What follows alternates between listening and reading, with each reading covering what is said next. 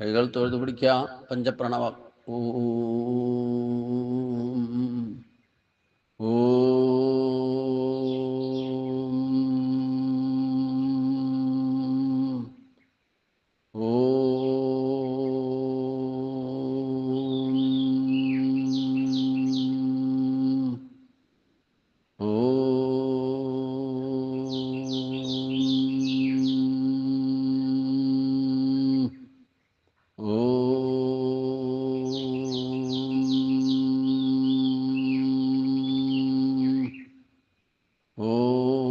കർപ്പണ്യദോഷോപഗതസ്വഭാവകവൃച്ഛാമിത്തം ധർമ്മസുമൂഢചേതക യശ്രേയസ്യാനുസ്ഥിതം ബ്രൂഹിതന്മേ ശിഷ്യസ്യേഹം ശാതിമാം താം പ്രപന്നം. ഓം നമോ ഭഗവതേ വാസുദേവായ. ഓം നമോ ഭഗവതേ വാസുദേവായ. ഓം നമോ ഭഗവതേ വാസുദേവായ. ഓം ശ്രീകൃഷ്ണായ പരബ്രഹ്മണേ നമഃ. ഓം ശാന്തി ശാന്തി ശാന്തി. കൈകൾ രണ്ടും പുറകോട്ടിട്ട, തല കുമ്പിട്ട് ഗുരുപ്രണാമം. ശ്വാസം എടുത്തുകൊണ്ട് നിവർന്നിരിക്കുക. കൈകൾ കൂട്ടി തിരുമ്മ. ആ ചൂട് മുഖത്തും ശരീരത്തും പകർന്നു നൽകിക്കൊണ്ട് പതുക്കെ പതുക്കെ ചിന്മുദ്രയിലേക്ക് വരിക. സാവധാനം കണ്ണുകൾ തുറക്കുക. സാധാരണ പോലെ റിലാക്സ് ആയിട്ടിരിക്കുക. ഹരി ഓം. എല്ലാവർക്കും ഗുരുവായൂരപ്പൻ്റെ നാമത്തിൽ സാഷ്ടാംഗ പ്രണാമം. ഇന്നലെ നമ്മൾ 15 ശ്ലോകങ്ങളാണ് കണ്ടത്. 4-ാമത്തെ അധ്യായത്തിൽ ഇന്ന് 16-ാമത്തെ ശ്ലോകം തൊട്ട്. കിം കർമ്മ കിമകർമ്മേതി കവയോപ്യത്ര മോഹിത തത്തേ കർമ്മ പ്രവശ്യാമി യജ്ഞാത്വാ മോക്ഷസേ അശുഭാത്. കർമ്മ കിം അകർമ്മ കിം. കർമ്മം എന്ത്, അകർമ്മം എന്ത്. ഇതി അത്ര കവയ അഭി എന്ന് നിശ്ചയിക്കുന്നതിൽ ജ്ഞാനികൾ പോലും മോഹിതരാകുന്നു. യജ്ഞാത്വാ യാതൊന്നിനെ അറിഞ്ഞാൽ അശുഭാത് മോക്ഷസേ അശുഭത്തിൽ നിന്ന് മുക്തനാകുമോ. തൽ കർമ്മത്തെ ആ കർമ്മത്തെ നിനക്ക് ഞാൻ പ്രവശ്യാമി പറഞ്ഞു തരാം. കർമ്മം എന്ത്, അകർമ്മം എന്ത് എന്ന് നിശ്ചയിക്കുന്നതിൽ വിവേകികൾ പോലും വിഷമിക്കുന്നു. ഏതൊന്നറിഞ്ഞാൽ അശുഭ ആയതിൽ നിന്നും മുക്തനാകുമോ ആ കർമ്മത്തെ ഞാൻ നിനക്ക് പറഞ്ഞു തരാമെന്നാ പറയും. അപ്പോ എന്താണ് കർമ്മം, എന്താണ് അകർമ്മം എന്ന് നിശ്ചയിക്കുന്നതിൽ ജ്ഞാനികൾ പോലും വിഷമിക്കാറുണ്ടെന്നാണ് ഭഗവാൻ പറയുന്നത്. കാരണം എന്താ, നമ്മൾ ഈ പല കർമ്മങ്ങൾ ചെയ്യും. അതില് കൂടുതലും കർമ്മങ്ങൾ നമ്മൾ ചെന്ന് ചെയ്യാൻ കാരണം നമ്മുടെ സ്വഭാവത്തെ അനുസരിച്ചു കൊണ്ടല്ല നമ്മൾ കർമ്മം ചെയ്യുക. ആസുരീ സമ്പത്ത് ഇന്ദ്രിയ ഭോഗസുഖങ്ങൾക്ക് വേണ്ടിയിട്ട് ചെയ്യുന്നതൊന്നും ശാശ്വതവുമല്ല. അത് കർമ്മയോഗം എന്ന് പറയാൻ തന്നെ പറ്റില്ല. കാരണം അതൊക്കെ പുതിയ പുതിയ ബന്ധനങ്ങൾ ഉണ്ടാക്കും. നമ്മുടെ ജന്മവാസനയും വാസനയും അനുസരിച്ചു കൊണ്ടാണ് നമ്മൾ പ്രവർത്തിക്കുന്നതെങ്കിൽ പോലും അതൊക്കെ പ്രവൃത്തി മാർഗത്തിലായാൽ അതൊക്കെ കർമ്മബന്ധനം ഉണ്ടാക്കും. ഇപ്പൊ കർമ്മബന്ധനം ഉണ്ടാക്കാതെ കർമ്മയോഗത്തെ കൃത്യമായിട്ട് ചെയ്യണം. ആ കർമ്മയോഗം എന്താണെന്ന് തിരിച്ചറിയണം. കർമ്മയോഗം എന്ന് പറയുന്നത് സ്വധർമ്മം എന്താണോ അത് തിരിച്ചറിഞ്ഞുകൊണ്ട് ചെയ്യുന്നതാണ് കർമ്മയോഗം. അതുകൊണ്ട് ഈശ്വരൻ പ്രീതിപ്പെടുകയും വേണം. ഈശ്വരന്റെ വ്യവസ്ഥിതി അനുസരിച്ച് സഹയജ്ഞ ഭാവനയോടെ ഈശ്വരന്റെ അതേ ഭാവത്തിൽ ഈശ്വരന്റെ ശക്തികൾ ഉപയോഗിച്ച് പോഷിപ്പിച്ചുകൊണ്ട് ചെയ്യുന്ന കർമ്മത്തെയാണ് യഥാർത്ഥ കർമ്മയോഗം എന്ന് പറയുന്നത്. അതുകൊണ്ട് ഈശ്വരൻ പ്രസാദിക്കും. അല്ലാത്തതൊക്കെ അകർമ്മമാണ്. ഭൗതിക ഭോഗസുഖങ്ങൾക്ക് വേണ്ടിയിട്ട് ആസുരീ സമ്പത്തിനെ പോഷിപ്പിക്കാൻ വേണ്ടിയിട്ട് ചെയ്യുന്ന കർമ്മങ്ങളൊക്കെ അകർമ്മമാണ്. ആർക്കും പ്രയോജനമില്ല എന്ന് മാത്രമല്ല, നമ്മൾ പോയിട്ട് ബന്ധനത്തിൽ പെടുകയും ചെയ്യും. എന്നാൽ ഈശ്വരൻ നിശ്ചയിച്ച കർമ്മം ചെയ്യാൻ വേണ്ടിയിട്ട് എത്ര ജന്മം എടുക്കേണ്ടി വന്നാലും അതൊന്നും ബന്ധനം ഉണ്ടാക്കില്ല എന്നുള്ളതാണ്.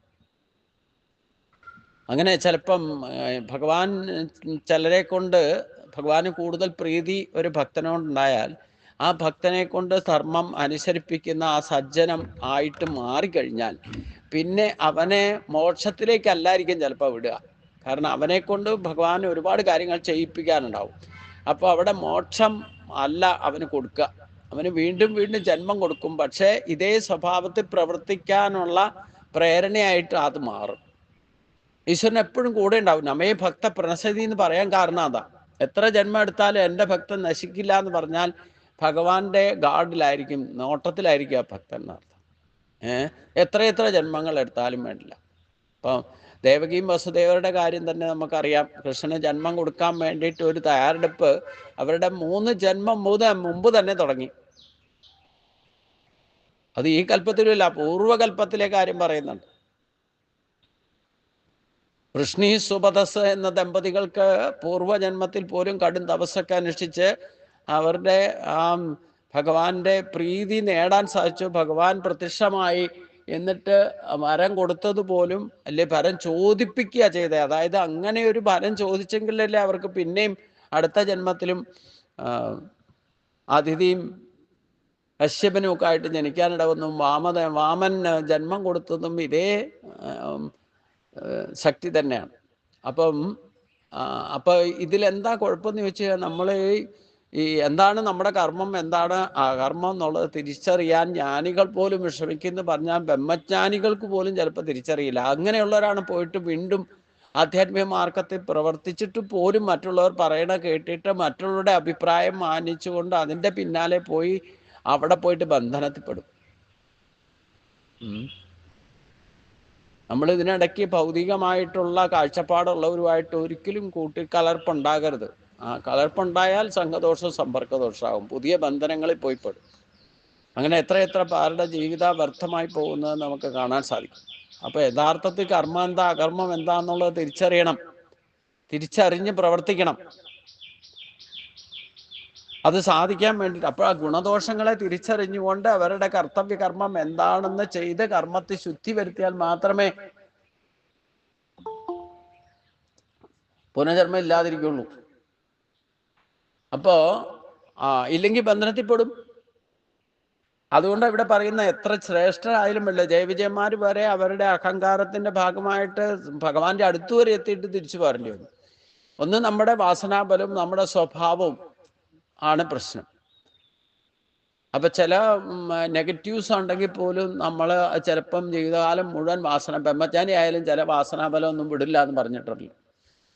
ഈ വികാര വിചാരങ്ങൾക്ക് അടിമയാകിയ സ്ഥാനമാനങ്ങളൊക്കെ കിട്ടിക്കഴിഞ്ഞാൽ അത് അഹങ്കാരം, ദൽപ്പം, നിസ്സാര ഒരു കാവൽക്കാരനായിട്ട് നിന്നാൽ പോലും അതിൻ്റെ അഹങ്കാരം കാണിക്കും, അല്ലേ?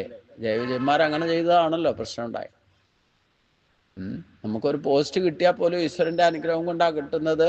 അത് ഈശ്വരഹിതമനുസരിച്ച് വേണം പ്രവർത്തിക്കാൻ. അവിടെ ആ കാവൽ നിൽക്കുമ്പോഴും അങ്ങനെ വേണം പ്രവർത്തിക്കാൻ, ഇല്ലെങ്കിൽ ബന്ധനത്തിൽപ്പെടും. അതുകൊണ്ടാണ് ഇവിടെ പറഞ്ഞ കർമ്മം എന്താണ് അകർമ്മം എന്താ, ചെയ്യാൻ പാടില്ലാത്തത് എന്ത്, ചെയ്യേണ്ടത് എന്ത്, അതാണ് കർമ്മ അകർമ്മങ്ങളെ നമ്മൾ തിരിച്ചറിയാന്ന് പറയുന്നത്. അത് ഗുണദോഷം തിരിച്ചറിഞ്ഞുകൊണ്ടാണ് ചെയ്യാൻ വേണം. അതാണ് ഇവിടെ ഇനി പറയുന്നത്. ഭഗവാൻ എപ്രകാരത്തിൽ അശുഭമായതിൽ നിന്ന് മുക്തനാകുക. അശുഭമായതിൽ നിന്ന് മുക്തനായി കഴിഞ്ഞാൽ പിന്നെ എത്ര ജന്മം എടുക്കേണ്ടി വന്നാലും അതൊന്നും ദോഷം വരില്ല.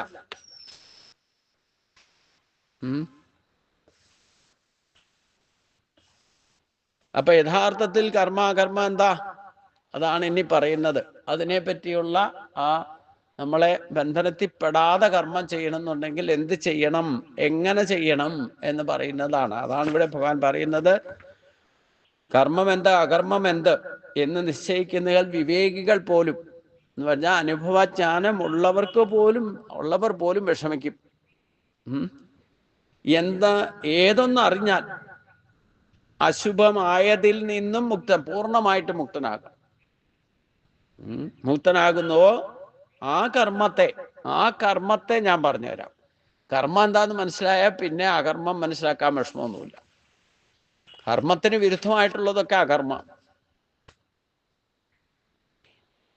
ഇല്ലെങ്കിൽ വികർമ്മമാണ്, ചെയ്യാൻ പാടില്ലാത്ത. അതാണ് ഇനി പറയുന്നത്. കർമ്മണോഖ്യ വിബോധവ്യം ബോധവ്യം ച വികർമ്മണഃ അകർമ്മണസ്സ ബോധവ്യം ഗഹനാ കർമ്മണോഗതി. കർമ്മണ ബോധവ്യം, കർമ്മത്തിന്റെ സ്വരൂപം അറിയപ്പെടേണ്ടതാണ്. വികർമ്മണാച ബോധവ്യം, നിഷിദ്ധ കർമ്മത്തിന്റെ രൂപവും അറിയപ്പെടേണ്ടതാണ്. അതായത് എന്താണ് നമ്മൾ ചെയ്യേണ്ടത് ഈ നിമിഷത്തിനാണ്. പഴയതെന്തൊന്നും അന്നും ചിന്തിക്കാൻ പോരുത്. കർമ്മം ചെയ്യുമ്പോൾ അതിൽ മാത്രം ഇൻവോൾവ് ആകാം. അപ്പൊ ഈ നിമിഷം നമ്മൾ എന്താണ് ചെയ്യേണ്ടത് എന്നുള്ള ബോധം ഉണ്ടായിരിക്കണം.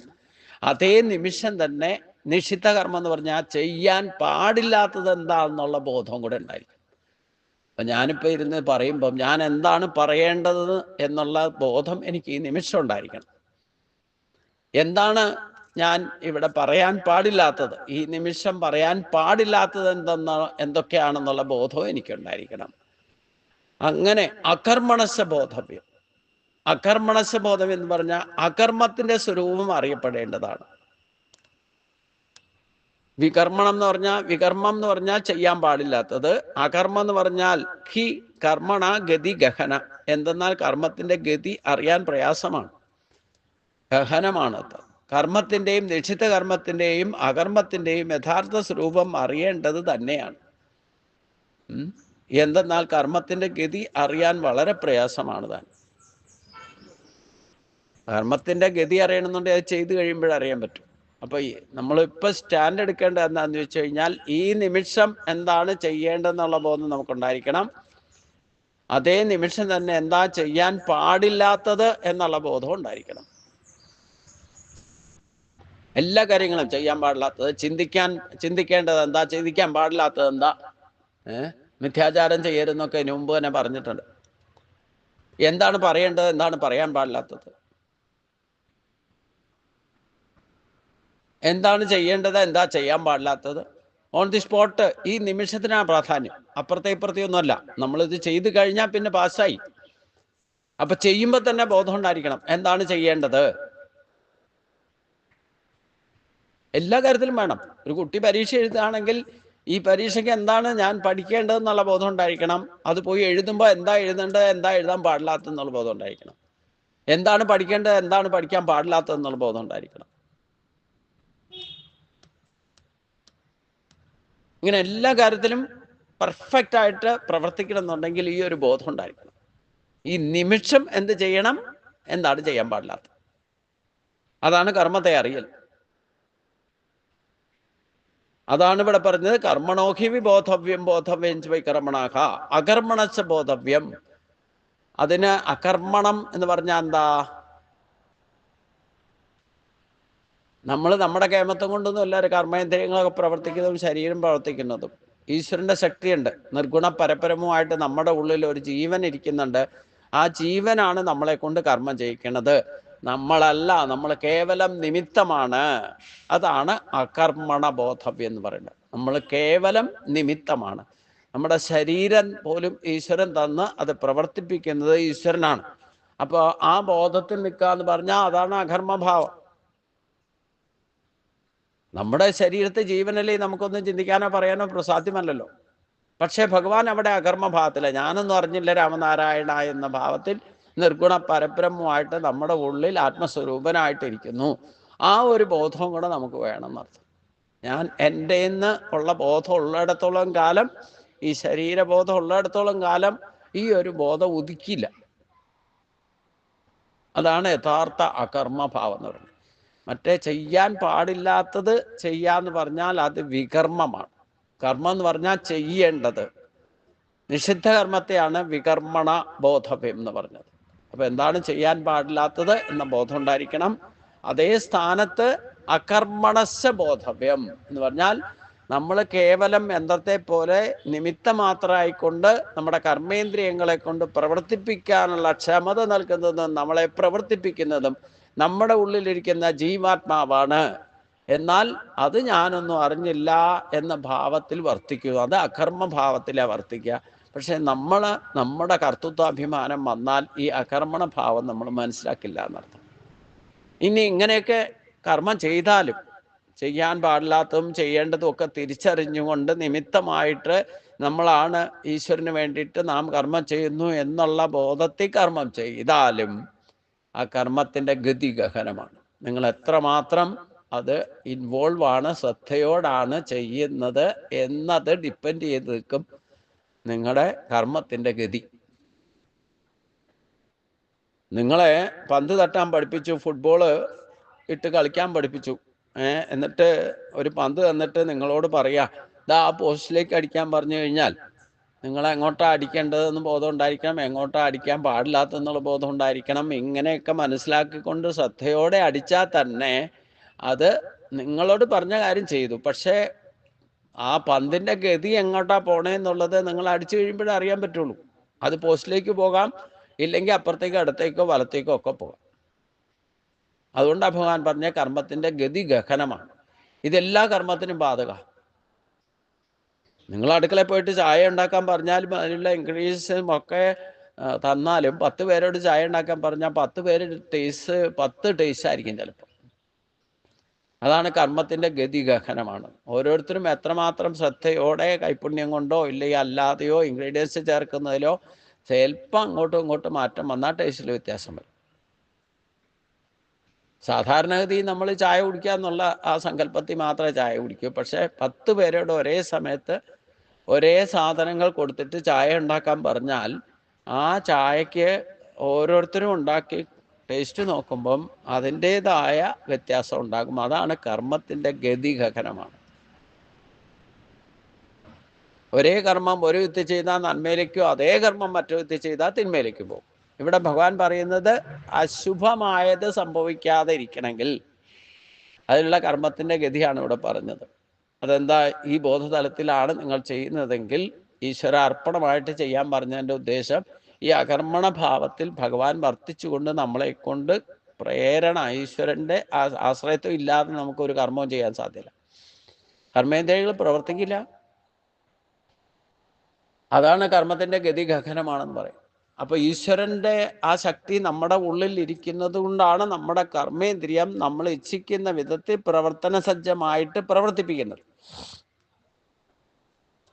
അതുകൊണ്ട് ചെയ്യേണ്ട സമയത്ത് ചെയ്യേണ്ടതുപോലെ ചെയ്യണം. പറയേണ്ട കാര്യങ്ങൾ പറയേണ്ട സമയത്ത് പറയേണ്ടതുപോലെ പറയണം. അതാണ് കൃത്യനിഷ്ഠ എന്ന് പറയുന്നത്.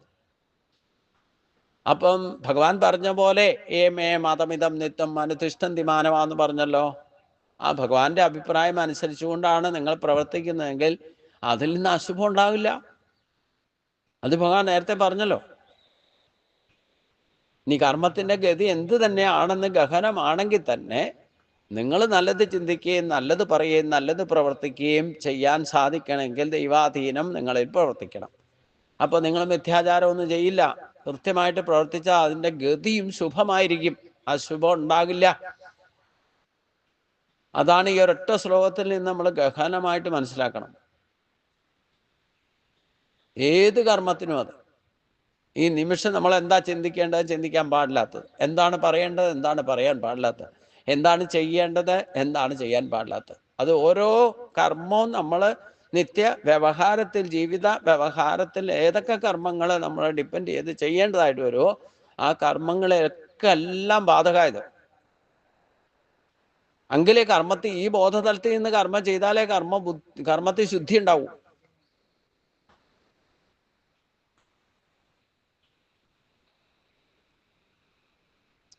അപ്പം അതുകൊണ്ട് അശുഭം ഉണ്ടാകാതിരിക്കണമെങ്കിൽ അതാണ് ഗുണദോഷം തിരിച്ചറിഞ്ഞുകൊണ്ട് പ്രവർത്തിക്കണം എന്ന് പറഞ്ഞതിൻ്റെ കാര്യം. അതിനാണ് വിശേഷബുദ്ധി മനുഷ്യൻ തന്നിട്ടുണ്ടല്ലോ.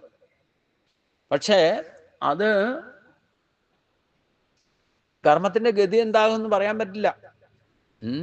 ഇപ്പൊ പ്രത്യക്ഷത്തിൽ നമുക്ക് ഇന്നലത്തെ ഒരൊറ്റ കാര്യം ചിന്തിച്ചാൽ മതി അല്ലേ? 2 രാജ്യങ്ങൾ തമ്മിൽ കോൺഫ്ലിക്റ്റ് ഉണ്ടായി, യുദ്ധമുഖം തന്നെയായിരുന്നു ശരിക്കും. അപ്പൊ എന്നിട്ട് 2 കൂട്ടരും വെടിനിർത്താൻ പറഞ്ഞ് എങ്ങനെയൊക്കെയോ വെടിനിർത്താൻ തീരുമാനിച്ചു അല്ലേ? അവർ തന്നെ ഇങ്ങോട്ട് വിളിച്ചിട്ടാണ് തീരുമാനിച്ചത് അല്ലേ? അപ്പൊ എന്താ തീരുമാനം എടുക്കേണ്ടത്, എടുക്കാൻ പാടില്ലാത്തത് എന്നൊക്കെ ആലോചിച്ച് തന്നെ 2 കൂട്ടരും കൂടെ തീരുമാനിച്ചത്. എന്നിട്ടും കർമ്മത്തിന്റെ ഗതി എന്തായി? വൈകുന്നേരം ആയപ്പോഴത്തേനും ആരാണോ തീരുമാനം എടുക്കാൻ തന്നെ പ്രേരണ നൽകി തീരുമാനം എടുപ്പിച്ചത് അവർ തന്നെ തെറ്റിച്ചു. മനസ്സിലാവുണ്ടല്ലോ നമുക്ക്? അപ്പൊ കർമ്മത്തിന്റെ ഗതി ഗഹന. അപ്പം ഇവിടെ മനസ്സുകൊണ്ടാണ് തീരുമാനം എടുത്തിരിക്കുന്നത്. അതുകൊണ്ടാണ് ഓട്ടോമാറ്റിക്കായിട്ട് അത് തെറ്റിക്കാൻ കാരണമായത്. ബുദ്ധി കൊണ്ട് തീരുമാനം എടുക്കണം, ഗുണദോഷങ്ങളെ തിരിച്ചറിഞ്ഞുകൊണ്ട് തീരുമാനിക്കണം. എന്നിട്ട് ചിലർ അവിടെ എന്താ ഏറ്റവും വലിയ കുഴപ്പമെന്ന് ചോദിച്ചു കഴിഞ്ഞാൽ 3 ഭരിക്കുന്നവരെ ആരൊക്കെയാണ് ഭരിക്കണമെന്ന് തന്നെ അറിയില്ല. അപ്പോൾ ആരെ യഥാർത്ഥത്തിൽ നേതാവ്? പട്ടാളക്കാരാണോ അതെയോ പ്രധാനമന്ത്രിയാണോ അതോ പ്രസിഡൻ്റാണോ ആരാന്നറിയില്ല. ഒരാൾ വിളിച്ചു പറഞ്ഞു, സംസാരിച്ചു, തീരുമാനം എടുത്തു, പക്ഷെ ബാക്കിയുള്ളവർ നടപ്പാക്കാൻ തയ്യാറില്ല. അപ്പോൾ അവർ ലംഘിച്ചു. അവിടെ അശുഭം ഉണ്ടാകും. അങ്ങനെ തീരുമാനം എടുത്താൽ അവിടെ അശുഭം ഉണ്ടാകുന്ന ഉറപ്പാ.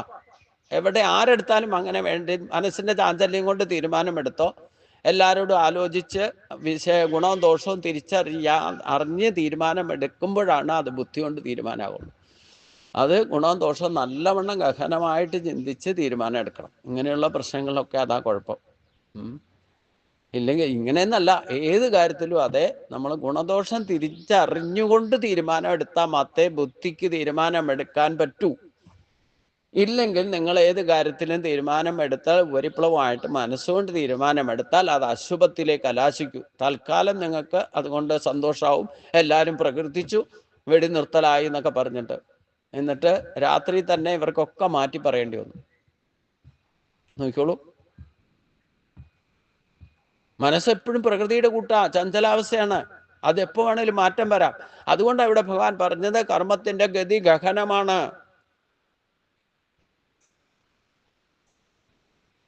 നമ്മൾ ഏത് കാര്യവും കൃത്യമായിട്ട് ഗുണദോഷം തിരിച്ചറിഞ്ഞുകൊണ്ട് ചെയ്യേണ്ടത് എന്താണെന്നും ചെയ്യാൻ പാടില്ലാത്തതും എന്ത് തീരുമാനിച്ച് ബോധതലത്തിൽ ആത്മബോധത്തോടു കൂടി പ്രവർത്തിച്ചാൽ മാത്രമേ ആ ബുദ്ധിയും ആത്മശക്തിയോടെ പ്രവർത്തിതമാകൂ. മനസ്സോ ഇന്ദ്രിയങ്ങൾക്കോ അടിമയായിട്ടാണ് തീരുമാനമെടുക്കുന്നെങ്കിൽ അത് ശുഭമല്ല ഉണ്ടാകുക, അശുഭമുണ്ടാകും.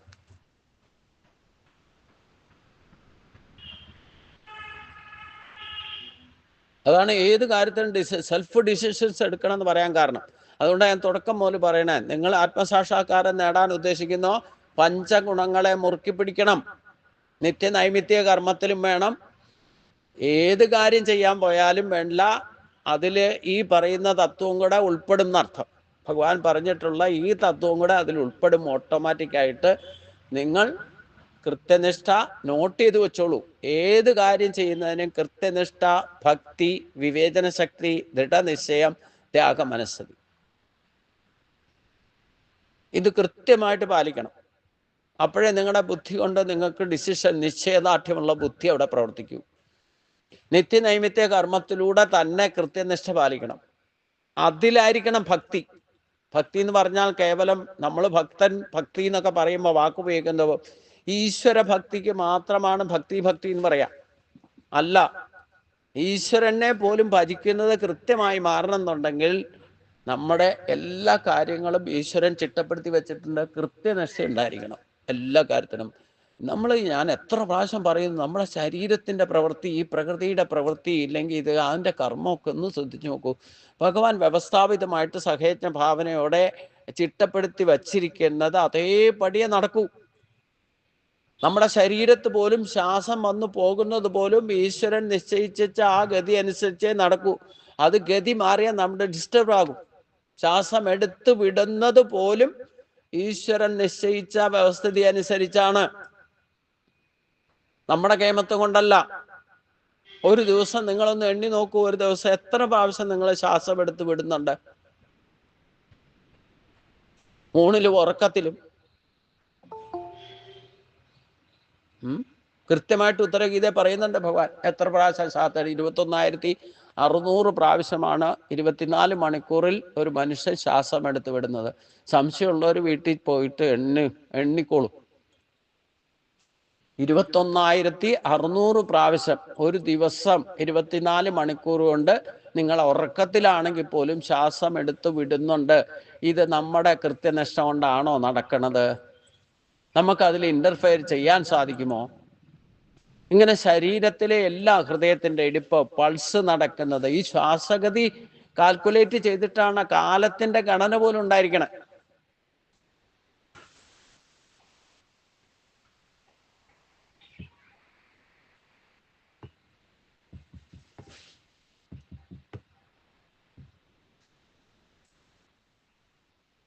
അത് കൃത്യനിഷ്ഠയിൽ എന്തെങ്കിലും മാറ്റം വന്നായിരുന്നെങ്കിൽ നമ്മൾ ഡിസ്റ്റർബ് ആകില്ലേ?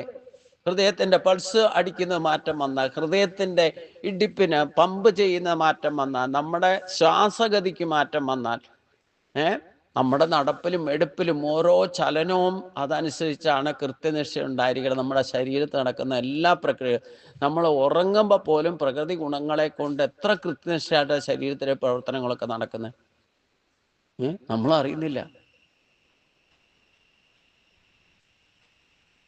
നമ്മൾ സുഷുപ്തിയിൽ എവിടെയാണ് കിടത്തിയെന്ന് പോലും ബോധമില്ലാതെ കിടന്നുറങ്ങുക അല്ലേ. അപ്പം നമ്മുടെ ചിന്ത, വാക്ക്, പ്രവൃത്തി ഇതിലൊക്കെ മിഥ്യാചാരമായി പോവും നിങ്ങൾ അതിൽ കൃത്യനിഷ്ഠ പാലിച്ചില്ലെങ്കിൽ.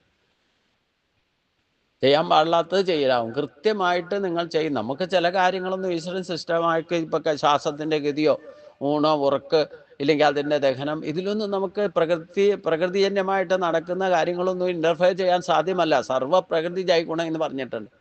പക്ഷേ 50% നമ്മളെ കൾച്ചർ അനുസരിച്ച്, നമ്മുടെ സ്വഭാവം അനുസരിച്ച് പ്രവർത്തിക്കണം. ആ സ്വഭാവം പ്രകൃതിയോട് ചേരണം, പ്രകൃതി ഗുണങ്ങളോട് ചേരണം. അതാണ് കൃത്യനിഷ്ഠ എന്ന് പറയുന്നത്. പ്രകൃതി ഉണരുമ്പോൾ നമ്മൾ ഉണരണം. അറ്റ്ലീസ്റ്റ് സൂര്യൻ ഉദിക്കുന്നതിന് മുമ്പ് പ്രകൃതി എന്താ പറഞ്ഞേ, പണ്ടുള്ളവർ ബ്രാഹ്മണർ തന്നെ സന്ധ്യാവന്ദനം, കുളിക്കാൻ പോകുക എന്നുള്ള ചടങ്ങൊക്കെ രോമം കാണാറായാൽ കുളിക്കാൻ പോണെന്നാ. അത്ര ചിട്ടയായിരുന്നു.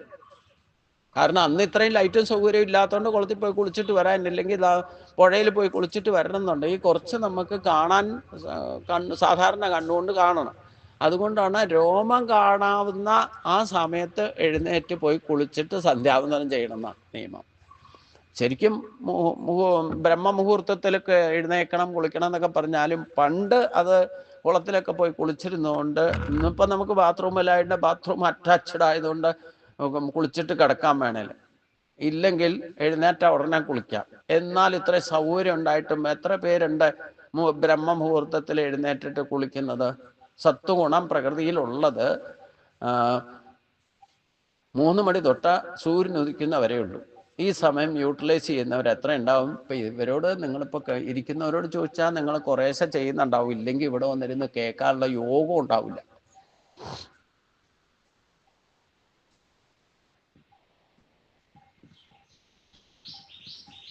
താമസിച്ച് കിടക്കുകയും താമസിച്ച് എഴുന്നേൽക്കുകയും ചെയ്യുന്നവർക്ക് അശുഭങ്ങളെ നേരിടേണ്ടി വരും. പ്രകൃതിയോട് ചേരണം. അതാണ് കൃത്യനിഷ്ഠ. അത് ഞാൻ പറഞ്ഞല്ലോ, നമ്മൾ ചുവട് വയ്ക്കുന്നത് വരെ, നടക്കുമ്പം വരെ ഒരു കാല് വെച്ചാൽ അത് ഉറച്ചു എന്ന് ഉറപ്പ് വരുത്താതെ അടുത്ത കാല് വെച്ചാൽ നിങ്ങൾ വീഴും, അശുഭം ഉണ്ടാകും. നമ്മൾ തത്രപ്പാടിൽ ചിലപ്പോൾ ഇതൊന്നും ശ്രദ്ധിക്കില്ല. ഞാൻ ഇത്രയൊക്കെ പഠിച്ചിരുന്നിട്ട് എനിക്ക് ചിലപ്പോൾ അബദ്ധം പറ്റും.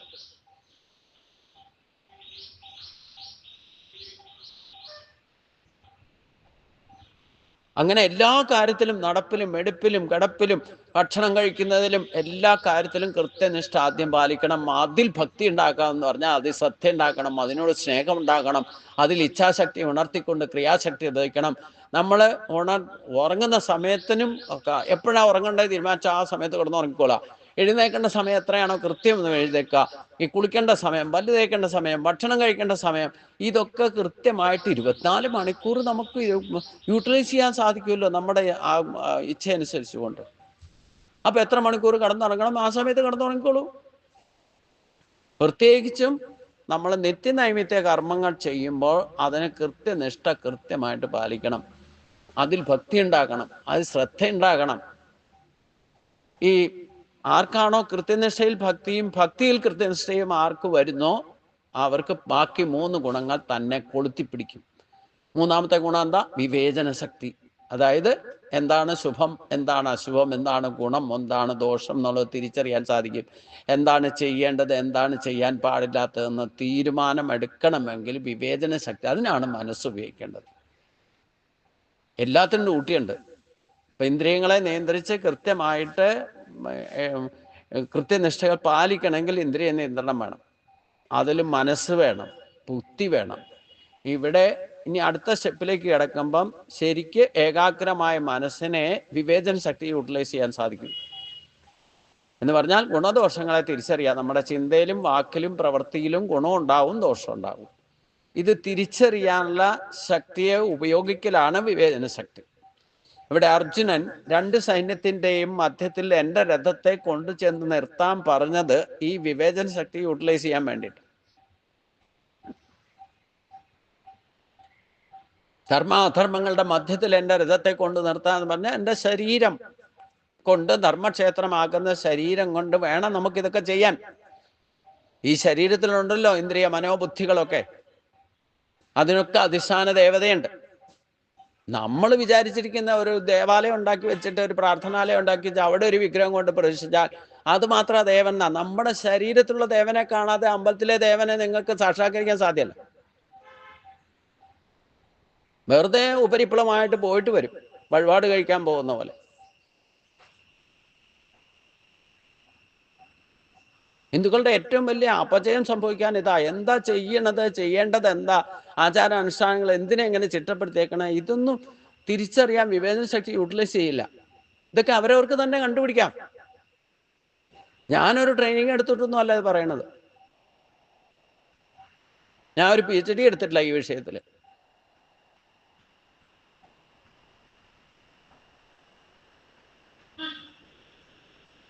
അപ്പൊ ഗുണദോഷങ്ങളെ തിരിച്ചറിഞ്ഞുകൊണ്ട് പ്രവർത്തിച്ചാൽ മാത്രമേ അശുഭങ്ങൾ ഉണ്ടാകാതിരിക്കൂ. നിങ്ങൾക്ക് ഒരിക്കലും ദുഃഖിക്കേണ്ടി വരില്ല. ആ ഈശ്വരീയ ഗുണങ്ങളെ മാത്രമേ ഈ പ്രപഞ്ചത്തിൽ എല്ലാ കാര്യത്തിലും, എല്ലാ ജീവിതത്തിലും, സൃഷ്ടിയുടെ വ്യവഹാരത്തിൽ 50% ഈശ്വരന്റെ ശക്തി, 26 ഗുണങ്ങളുടെ 50% യൂട്ടിലൈസ് ചെയ്യാനുള്ള സ്വാതന്ത്ര്യം എല്ലാവർക്കും തന്നിട്ടുണ്ട്. പക്ഷേ അത് സാധാരണ പോലെ ഈശ്വരന്റെ ശക്തി ഉപയോഗിച്ചുകൊണ്ട് നമ്മൾ തോന്നിവാസം പ്രവർത്തിക്കാനും അത് ഉപയോഗിക്കാം, ദുർവിനിയോഗം ചെയ്യാനും സാധിക്കാം. പക്ഷേ അതുകൊണ്ടാണ് ഇവിടെ പറഞ്ഞത് കർമ്മണോഹ വിബോധവ്യം ബോധവ്യം ച വികർമ്മണാഹ. എന്താണ് ചെയ്യേണ്ടതെന്ന് കൃത്യനിഷ്ഠയോടുകൂടി അത് മനസ്സിലാക്കിയിട്ട് ആ ഗുണവും ദോഷവും തിരിച്ചറിഞ്ഞുകൊണ്ട് വേണം ചെയ്യാൻ. അത് ദോഷമാണെന്ന് അറിഞ്ഞു കഴിഞ്ഞാൽ അത് ചെയ്യരുത്.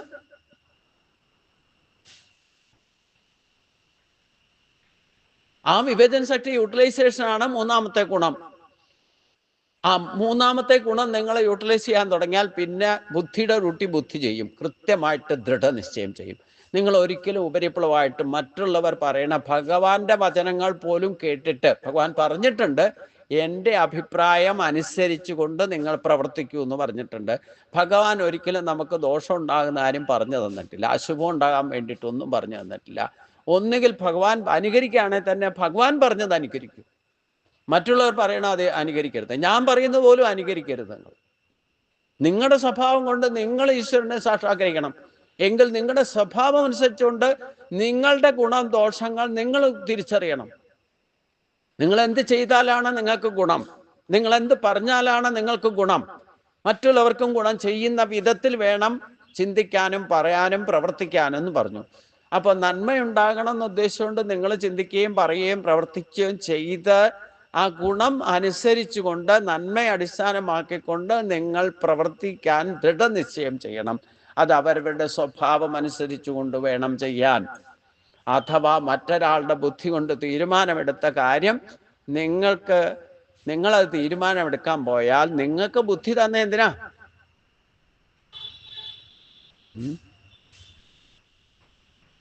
പാകിസ്ഥാൻകാർക്ക് പോലും പറ്റിയതെന്താ?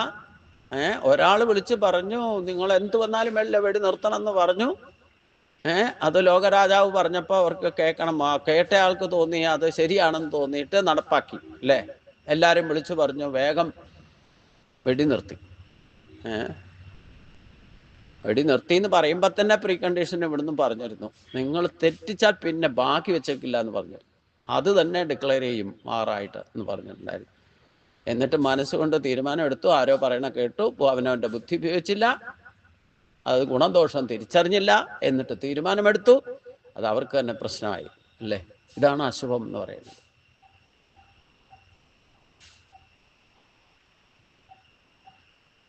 പരാബുദ്ധി ഉപയോഗിച്ചു. അവനവൻ്റെ ബുദ്ധി ഉപയോഗിക്കണ്ടേ. ഒരാൾ വിളിച്ചു പറഞ്ഞു അഭിപ്രായം പറഞ്ഞാലും ഞാൻ എന്ത് ചെയ്യണം, നമുക്ക് ഗുണമാണോ ദോഷമാണോ എന്താ ചെയ്യേണ്ടതെന്നുള്ളത് സ്വയം തീരുമാനമെടുക്കണം എന്ന് അതിനുള്ള കപ്പാസിറ്റി നമുക്ക് തന്നിട്ടുണ്ട്. അവിടെയാണ് വിവേചന ശക്തി യൂട്ടിലൈസ് ചെയ്തിട്ട് ദൃഢനിശ്ചയം ചെയ്യണം. അതിനാണ് നിശ്ചയാത്മകമായ ബുദ്ധി ഇല്ലാത്തവർക്ക് കർമ്മം ചെയ്യാൻ സാധിക്കില്ല എന്ന് ഭഗവാൻ പറഞ്ഞത്. ഉറക്കാത്ത ബുദ്ധിയുള്ളവർക്ക് കർമ്മം വിജയം ഉറപ്പല്ല, അശുഭം ഉണ്ടാകും. ഇവിടെ ഭഗവാൻ പറയുന്ന അശുഭങ്ങൾ ഉണ്ടാകാതിരിക്കാൻ വേണ്ടിയിട്ടുള്ള ബുദ്ധി ഉപയോഗിക്കാൻ അവർ. അപ്പൊ ദൃഢനിശ്ചയം ചെയ്താലോ, നിങ്ങൾ വിവേചന ശക്തി യൂട്ടിലൈസ് ചെയ്തിട്ട് സെൽഫ് ഡിസിഷൻ എടുത്താൽ ആ തീരുമാനം എന്ത് ത്യാഗം സഹിച്ചിട്ട് നടപ്പാക്കണം.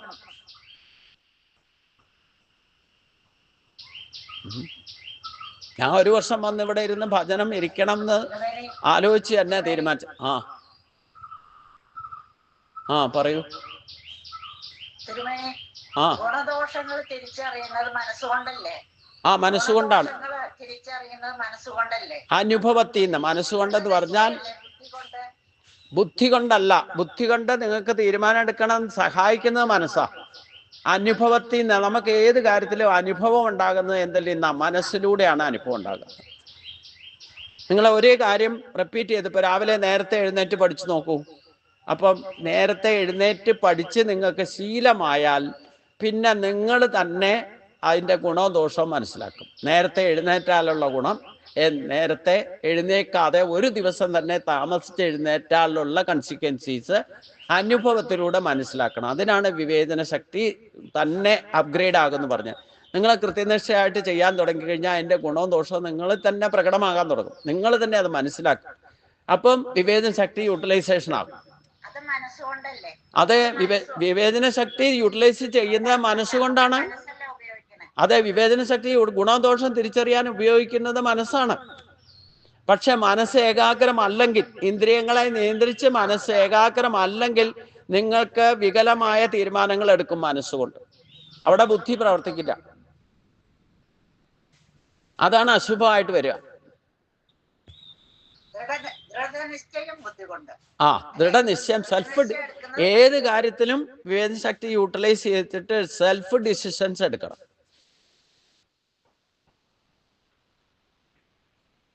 ആ തീരുമാനത്തോട് നിങ്ങളോട് യോജിക്കണമെങ്കിൽ നിങ്ങളുടെ കൂടെയുള്ള സഹധർമ്മം ചെയ്യുന്നയാളും ഇതേ ലെവലിൽ എത്തിയാലേ നിങ്ങൾ പറഞ്ഞത് മനസ്സിലാക്കാൻ പറ്റുള്ളൂ. തീരുമാനം ശരിയാണെന്നുള്ളത് മനസ്സിലാക്കണമെങ്കിലും അതാണ് ഭക്തിയുടെ ലെവൽ ഒരേപോലെ വരണം എന്ന് പറഞ്ഞത്. പിന്നെ ഒരു ഗുണം എന്താന്ന് വെച്ച് കഴിഞ്ഞാൽ, ഒരു കുടുംബത്തിൽ ഒരാൾ ഇതേപോലെ ഉണ്ടായാൽ ആ കുടുംബത്തിൽ അസുഖം ഉണ്ടാകാതെ നിലനിർത്തുന്നത് ആ ഒരൊറ്റ വ്യക്തിക്ക് സാധിക്കും. ഈ ലോകത്തെ മുഴുവൻ ഈശ്വരൻ പരിപാലിക്കുന്നത് എങ്ങനെയാ? നമ്മുടെ കേമത്വം കൊണ്ടൊന്നുമില്ല. ഈശ്വരൻ ശരിക്ക് നമ്മുടെ ഈ സിസ്റ്റത്തിൽ മുഴുവൻ ഗുണവും ദോഷവും നിറച്ചു വെച്ചിട്ടുണ്ട്. അതും ഭഗവാന്റെ തന്നെ ശക്തി കൊണ്ടാണ്. അവിദ്യയുണ്ട്. ഇതിലെന്താ ഗുണമെന്നും എന്താണ് ദൈവീയ സമ്പത്തെന്നും എന്താണ് ആസുരി സമ്പത്തെന്നും ഭഗവാൻ തന്നെ പറഞ്ഞു തരുന്നുണ്ടല്ലോ. ദൈവീയ സമ്പത്ത് എല്ലാം ഗുണപ്രദമാണ്. അതിൽ ദോഷം എന്ന് പറയണ ഇല്ല. അതാണ് ദൈവീയ സമ്പത്ത് എന്ന് പറയുന്നത്. അത് അനുഭവത്തിൽ നിന്നേ. നമ്മളിപ്പോൾ എത്ര പറഞ്ഞാലും വേണ്ടില്ല, ഈ പറയുന്ന പഞ്ചഗുണങ്ങൾ അനുസരിച്ച് ജീവിക്കാൻ തുടങ്ങി കഴിയുമ്പോൾ നിങ്ങൾക്ക് തന്നെ ഇതിൻ്റെ യൂട്ടിലൈസേഷനിൽ നമ്മുടെ സ്വഭാവം അതനുസരിച്ച് മാറിക്കഴിഞ്ഞാണ്ടല്ലോ പിന്നെ ഒരിക്കലും അശുഭത്തിലേക്ക് പോകില്ല. എൻ്റെ അനുഭവം ഏറ്റവും വലിയ പാഠമാണ് എന്നെ സംബന്ധിച്ചിടത്തോളം. ഞാനൊരു 60% ഈ പറയുന്ന പഞ്ചഗുണങ്ങളെ 100% എന്ന് ഞാൻ വാദിക്കുന്നൊന്നുമില്ല. എന്തായാലും ഈ ഒരു ഗുണങ്ങളെ, പഞ്ചഗുണങ്ങൾ, അതായത് നിത്യകർമ്മം, രാവിലെ എഴുന്നേൽക്കുന്നത്, നൈമിത്യ കർമ്മങ്ങൾ കഴിയുന്ന, ആഹാരവിഹാരത്തിൽ, ഉറങ്ങുന്നതിൽ, ഏത് കർമ്മം ചെയ്യുന്നതിലും ഒക്കെ ഗുണദോഷങ്ങൾ തിരിച്ചറിഞ്ഞിട്ടാണ് പ്രവർത്തിക്കുന്നത്. അപ്പം നമ്മൾ അതനുസരിച്ച് ചെയ്യാൻ തുടങ്ങിക്കഴിഞ്ഞാൽ പിന്നെ അവിടെയാണ് ഈശ്വരൻ്റെ ശക്തി നമ്മളെ 100% സപ്പോർട്ട് ചെയ്യും. അപ്പം അശുഭം ഉണ്ടാകാതിരിക്കുന്നുള്ളത് ഉറപ്പാണല്ലോ. എനിക്കിതേവരെ അശുഭങ്ങളൊന്നും ഉണ്ടായിട്ടില്ല. ആരും എതിർപ്പും ക്ലേശങ്ങളും ഒക്കെ, പല അഭിപ്രായങ്ങളും ഒക്കെ കേൾക്കേണ്ടിയൊക്കെ വന്നിട്ടുണ്ട്. ചീത്തയും കേട്ടിട്ടുണ്ട്. മനസ്സിലായില്ലേ?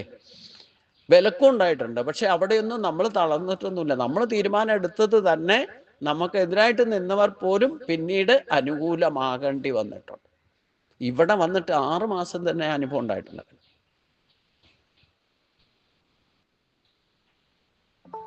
ഒരിക്കലും അശുഭം ഉണ്ടാകുന്ന പ്രശ്നമില്ല. അപ്പം അതില് പിന്നെ തീരുമാനം എടുത്താലോ അത് ത്യാഗമനസ്സോടെ നടപ്പാക്കണം. പിന്നെ അവർക്കെന്ത് തോന്നും, ഇവർക്കെന്ത് തോന്നും എന്നൊക്കെ, ലോകത്തിന് എന്ത് തോന്നും, ഇതൊക്കെ നമ്മുടെ അങ്ങേറ്റത്തെ ചിന്തയാണ്. ഇപ്പം ഭാരതത്തിന്റെ തീരുമാനങ്ങളും ലോകം എന്ത് പറയട്ടെ എന്നുള്ളത് അതേപോലെ ആ ഡിസിഷൻസ് വരണം. അതുപോലെ എന്തുകൊണ്ട് അങ്ങനെ സാധിക്കുന്നത്? നമ്മുടെ പ്രധാനമന്ത്രി 18 മണിക്കൂർ ഉണർന്ന് പ്രവർത്തിക്കുന്ന ആളാണ്. ഇപ്പൊ പിന്നെ ഈ കോൺഫ്ലിക്റ്റും കൂടെ നടക്കുന്നതുകൊണ്ട് 24 മണിക്കൂറും അദ്ദേഹം 1-2 മണിക്കൂർ റെസ്റ്റ് എടുത്തു, അത്രേ ഉള്ളൂ. എന്താ അതിന് പറയണ? ദിവസവും ഒരു അധ്യായം ഗീത വായിക്കും, പ്രാണായാമം ചെയ്യും, യോഗ സാധന അഷ്ടാംഗ യോഗ അനുസരിക്കും, ആഹാരം വളരെ ലളിതമായ സിമ്പിളായ യുക്താഹാര വിഹാരസ് യുക്ത തേഷസ്സു കർമ്മസു. ആർക്കും ജയിക്കാൻ സാധ്യമല്ല. അങ്ങനെ ഒരു പ്രധാനമന്ത്രി ഞാൻ പറയുന്ന ഭീഷ്മരാണെന്നാ പറയാം അദ്ദേഹത്തെ. ആധുനിക ഭാരതത്തിലെ ഭീഷ്മരാണ്.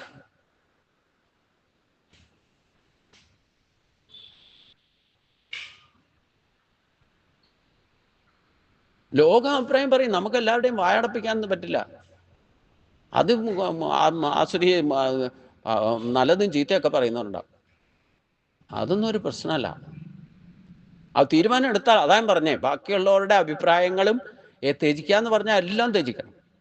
നമ്മൾ ഡിസിഷൻ എടുത്തു കഴിഞ്ഞാൽ പിന്നെ യാതൊരു സംശയമില്ല, അത് നടപ്പാക്കുന്ന ലക്ഷ്യം തീരുമാനിക്കുന്ന ലക്ഷ്യം നടപ്പാക്കുന്നവരെ പിന്നോട്ട് പോകരുത്.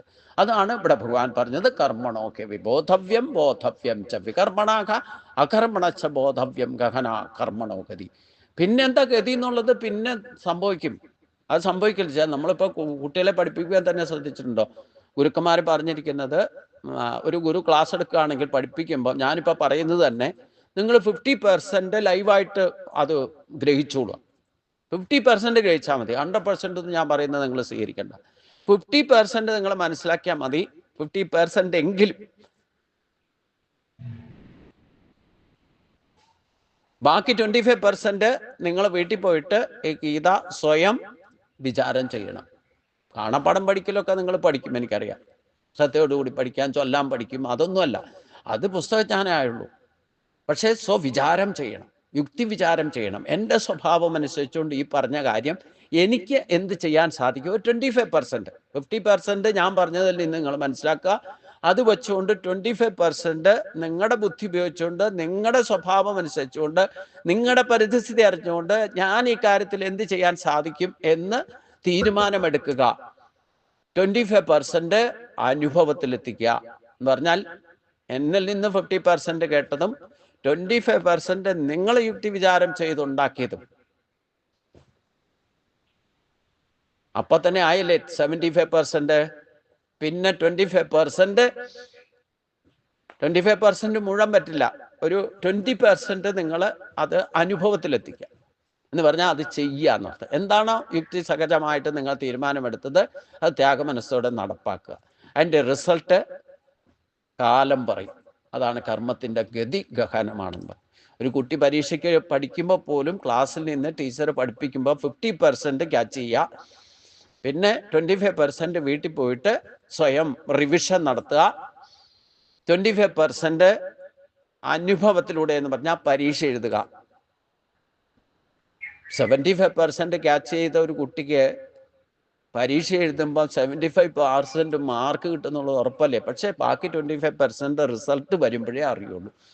ഇനി എത്രയൊക്കെ പഠിച്ച് കൃത്യമായിട്ട് അത് അനുഭവത്തിലെത്തിക്കാന്ന് പറഞ്ഞാൽ പരീക്ഷ എഴുതുക എന്നർത്ഥം.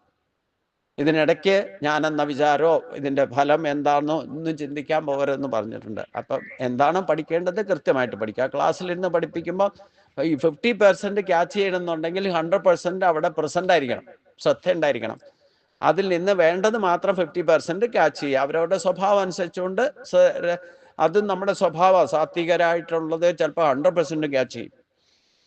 ഇനി രജോ ഗുണമുള്ളവർ ആവശ്യമുള്ളത് മാത്രം ക്യാച്ച് ചെയ്യും. സമോ ഗുണമുള്ളവർ ഒന്നും മനസ്സിലാക്കില്ല. എന്തൊക്കെ കേട്ടു, എന്താ കേട്ടെന്ന് വെച്ച് കഴിഞ്ഞാൽ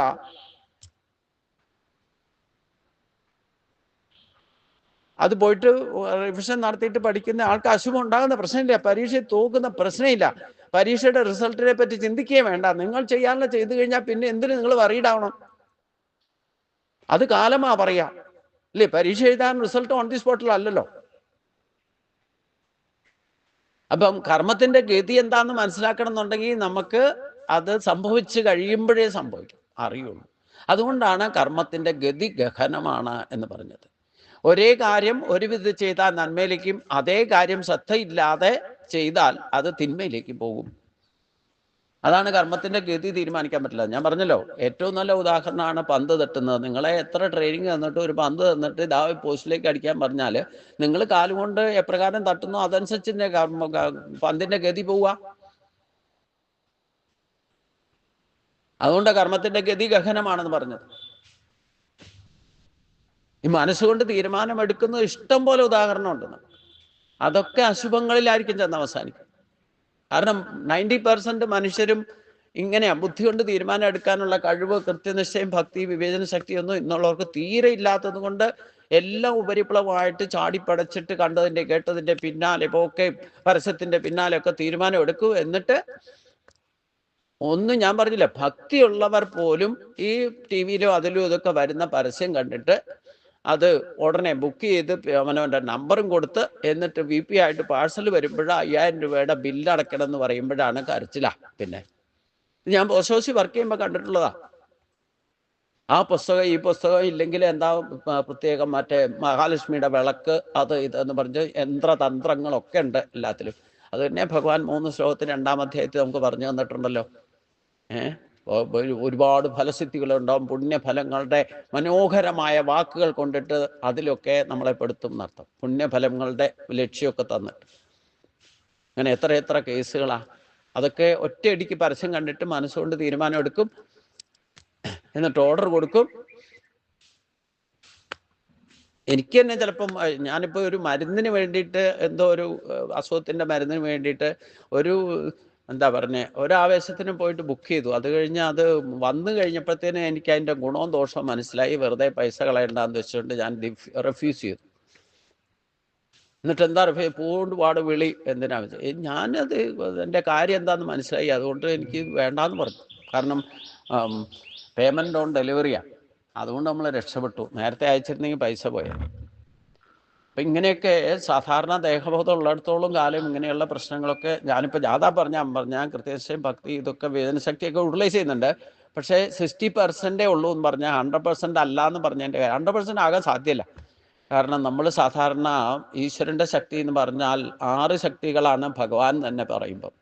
അതോടൊപ്പം തന്നെ 64 കലകളുടെ ശക്തിയുണ്ട്. ഭഗവാന് പൂർണ്ണാവതാരം എന്ന് പറഞ്ഞാൽ ശ്രീകൃഷ്ണൻ ഒരിക്കലും അശുഭം ഉണ്ടാകുന്ന ഒരു കാര്യം തീരുമാനിച്ചിട്ടില്ല. അതുകൊണ്ട് 100% 64 ശക്തികളും 6 ശക്തികളും എല്ലാം കൂടെ, അത് ഈശ്വരൻ്റെതായ എല്ലാ ഗുണങ്ങളും ആ ദൈവീയ സമ്പത്തിനെ മാത്രം ഉപയോഗിച്ചുകൊണ്ട് കൃത്യമായിട്ട് പ്രവർത്തിച്ചിരുന്ന ആളാണ് ഭഗവാനെ സംബന്ധിച്ച്. അതുകൊണ്ട് അങ്ങനെ പ്രവർത്തിച്ച അനുഭവം വെച്ചുകൊണ്ട് അവിടെ ഗീത പറഞ്ഞിരിക്കുന്നതെന്നർത്ഥം. ഗീത പറയുന്നത് തന്നെ ഒരു മനുഷ്യന്റെ ആയുസ് 50% മേലെയായി കഴിഞ്ഞു. അപ്പോഴാണ് ഗീതോപദേശം നടക്കുന്നതും ഇങ്ങനെ ഒരു ധർമ്മ അധർമ്മ യുദ്ധം നടക്കുന്നതും അർജുൻ്റെയും ശ്രീകൃഷ്ണന്റെ വരെ 80-നും 90-നും ഇടയ്ക്ക് അവർക്ക് ഭയം.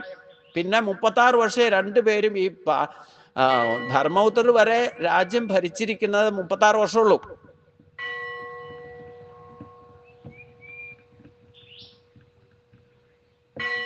ഇതിൽ വേറൊരു രഹസ്യം കൊണ്ടുണ്ട്. നമുക്ക് ഈ ആത്മബോധം കിട്ടിയാലും മാക്സിമം 30 വർഷം, പ്ലസ് ടൂവും കൂടെയാ ചിലപ്പം 32 വർഷം. അതിൽ കൂടുതൽ നീണ്ടുപോകാൻ 36 എത്താൻ കുറച്ച് വിഷമമാണ്. ഇവിടെ ഭഗവാൻ സാന്നിധ്യം ഉണ്ടായിരുന്നുകൊണ്ടാണ് ഈ പഞ്ചപാണ്ഡവരൊക്കെ ഈശ്വരന്മാരുടെ നേരിട്ട് പുത്രന്മാരായിരുന്നു. പാണ്ഡുപുത്രന്മാരൊന്നുമല്ല ഇവര്. അത് ഉപരിപ്ലവമായിട്ട് പറഞ്ഞതല്ലേ അല്ലേ? ഞാൻ പറഞ്ഞില്ലേ, കുന്തിദേവി എങ്ങനെയാണോ കർണന് ജന്മം നൽകിയത് അതേപോലെ തന്നെയല്ലേ ബാക്കി 5 പേർക്കും ജന്മം നൽകിയത്.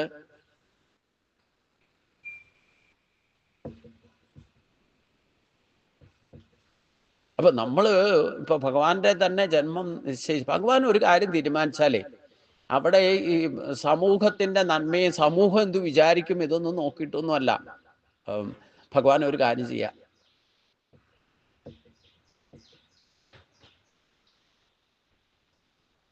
കാരണം പൊതുജനം ഒരു കുടത്തിന്റെ വായ കെട്ടാൻ പറ്റും, 1000 കുടത്തിന്റെ വായ കെട്ടാൻ പറ്റും നമുക്ക്.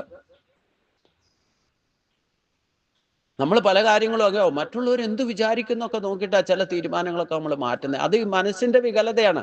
നമ്മൾ മറ്റുള്ളവർ എന്ത് വിചാരിക്കുന്നൊക്കെ ഇമോഷൻ ആകില്ലേ അതായതാന്നൊക്കെ നമ്മളൊരു തീരുമാനം എടുത്താൽ പിന്നെ അതിൽ കൺസിക്വൻസീസ് ഒന്നും പാടില്ല, അങ്ങനെയൊന്നും ചിന്തിക്കാൻ പാടില്ല. അതാണ് വിവേചന ശക്തി യൂട്ടിലൈസ് ചെയ്യുക എന്നുള്ളത്. തീരുമാനം എടുത്തു കഴിഞ്ഞാൽ പിന്നെ ബാക്കിയെല്ലാം ത്യജിച്ചോളണം. മറ്റുള്ള അഭിപ്രായങ്ങളും ഈ പറയുന്ന പ്രശ്നങ്ങളൊക്കെ കാരണം നിങ്ങൾ അമ്മയെ തല്ലിയിട്ട് എന്നാലും രണ്ടഭിപ്രായം പറയും ഇല്ലേ? പരശുരാമൻ സ്വന്തം അമ്മയെ അച്ഛൻ പറഞ്ഞപ്പോ സംശയമില്ലാതെ കൊന്നു ഇല്ലേ?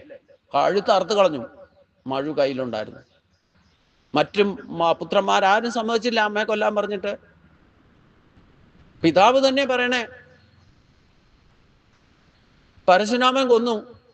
അവിടെയാണ് കൃത്യനിഷ്ഠ, ഭക്തി, വിവേചന ശക്തി. അവിടെ ഈശ്വരന്റെ അവതാരമായിരുന്നല്ലോ പരശുരാമൻ. സംശയമൊന്നുമില്ല. അച്ഛൻ പറയണ അതേപടി ചെയ്യുന്നു. അത് കഴിഞ്ഞിട്ട് ആ കാര്യം ചെയ്തു കഴിഞ്ഞപ്പോൾ ജപനഗ്നി തന്നെ പുത്രനോട് ചോദിച്ചു, ഞാൻ പറഞ്ഞത് കേട്ടത് കൊണ്ട് നിനക്ക് ഇഷ്ടവരം ചോദിച്ചുകൊള്ളൂ എന്ന് പറഞ്ഞു. അവിടെയും യൂട്ടിലൈസ് ചെയ്തു. പരശുരാമൻ ബുദ്ധി ഉപയോഗിച്ചു. ബുദ്ധി കൊണ്ട് തീരുമാനമെടുത്തു, എനിക്ക് വരം തരുന്നെങ്കിൽ എൻ്റെ അമ്മയെ ജീവിച്ചിപ്പിച്ച് കിട്ടണം എന്ന് പറഞ്ഞു. നിവൃത്തിയില്ലാതെ വാക്കുപാലിക്കണ്ടേ? അപ്പൊ പിതാവിന് രോഹിണിയെ ജീവിപ്പിച്ചു കൊടുക്കേണ്ടി വന്നു. ഇവിടേക്കാണ് ഡിസിഷൻ.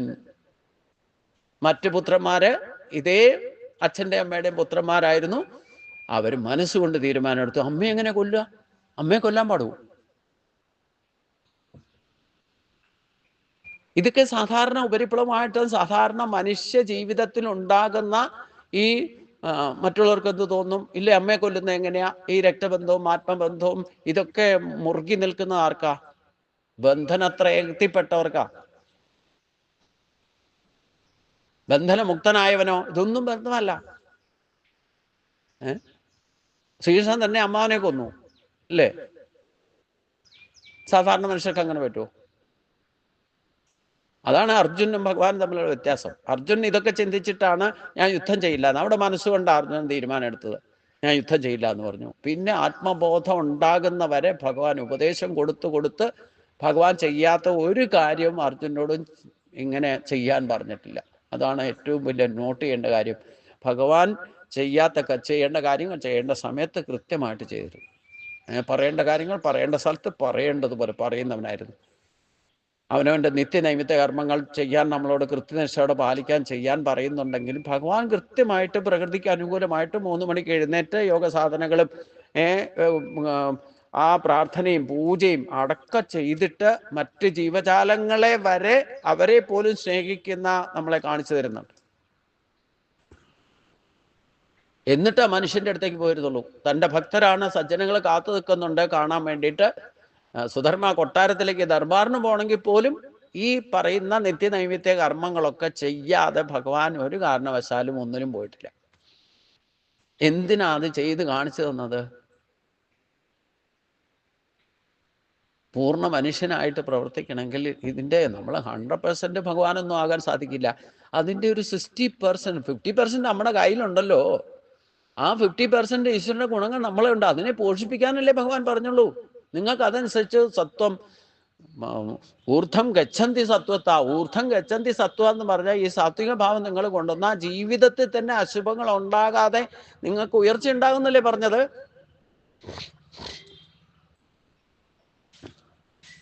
അപ്പൊ നമുക്ക് ഭഗവാൻ പറഞ്ഞ ഈ ശ്ലോകം 17-ാമത്തെ ശ്ലോകം നടപ്പാക്കണമെങ്കിൽ നമുക്ക് കൃത്യനിശ്ചയം, ഭക്തിയും വിവേചന ശക്തിയും ത്യാഗമനസ്ഥിതിയും ഉണ്ടായിരിക്കണം.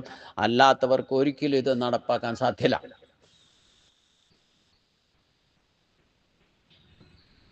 നടപ്പാക്കാൻ സാധ്യമില്ലെങ്കിലോ നിങ്ങൾക്ക് അശുഭത്തിൽ നിന്നും ദുഃഖങ്ങളിൽ നിന്നും രക്ഷപ്പെടാൻ സാധ്യം. ഇത് വലിയ പ്രശ്നമൊന്നുമല്ല. നമ്മൾ ദിവസവും കുറെ കാര്യങ്ങൾ ചെയ്യുന്ന അതൊന്നും ചിട്ടപ്പെടുത്തിയാൽ മതി, കൃത്യനിഷ്ഠ ഉണ്ടായാൽ മതി. അതില്ലാതെ വരുന്നതാണ് പ്രശ്നേ. ഞാൻ പറഞ്ഞല്ലോ, ഒരു സാധനം നിങ്ങൾ എടുത്തെടുത്ത് വച്ചില്ലെങ്കിൽ നിങ്ങൾ അത് തേടി അലയേണ്ടി വരും.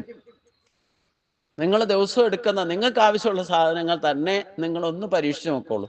അതിൻ്റെ ഗുണവും ദോഷം എടുത്തെടുത്ത് വെച്ചാലുള്ള ഗുണം എന്താ, അതെവിടെയെങ്കിലും ഇട്ടാലുള്ള പ്രശ്നം എന്താ എന്നുള്ളത് അനുഭവിച്ചറിയുമോ? അത് അനുഭവിച്ചറിഞ്ഞു കഴിഞ്ഞാൽ പിന്നെ നിങ്ങളുടെ കൈ അവിടെ പ്രവർത്തിക്കൂ. കൃത്യമായിട്ട് എടുത്തെടുത്ത് വെക്കണം. നിങ്ങളത് ഇൻസ്ട്രക്ഷൻസ് ബാക്കിയുള്ളവർക്കും കൂടെ കൊടുക്കാതെ നിൽക്കണം. ഒരു സാധനം, നിങ്ങളെടുത്ത സാധനം മറ്റൊരാളെടുത്തിട്ട് അത് എടുത്തെടുത്ത് വച്ചില്ലേ നിങ്ങൾ അവരെ ചീത്ത പറയും, യാതൊരു സംശയമില്ല. ഞാൻ പറയാറുണ്ട്, എടുത്തെടുത്ത് വെക്കണം.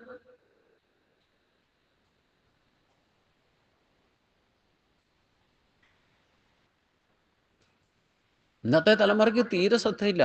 അത് നമുക്ക് പ്രത്യേകം അറിയാം. കുട്ടികൾ വരെ സ്കൂളിൽ പോയിട്ട് വന്നാൽ പുസ്തകം ഒരു സ്ഥലത്ത്, ഡ്രസ്സ് ഊരി വേറെ സ്ഥലത്ത്. ഇതൊക്കെ നിങ്ങൾ വീട്ടിൽ തന്നെ കണ്ടോളൂ വ്യത്യാസം എന്താ. ഇപ്പോഴത്തെ തലമുറയെ നന്നാക്കണമെന്നുണ്ടെങ്കിൽ ഞാൻ അതുകൊണ്ടാണ് പറഞ്ഞത്, ഒരു 5 വർഷം കൃത്യമായിട്ട് 5 വർഷം കമ്പൽസറി മിലിറ്ററിയിൽ കൊണ്ടുപോയി വിടണം. എന്നാലേ നേരെയുള്ളൂ. പട്ടാള ട്രെയിനിങ് കൊടുക്കണം.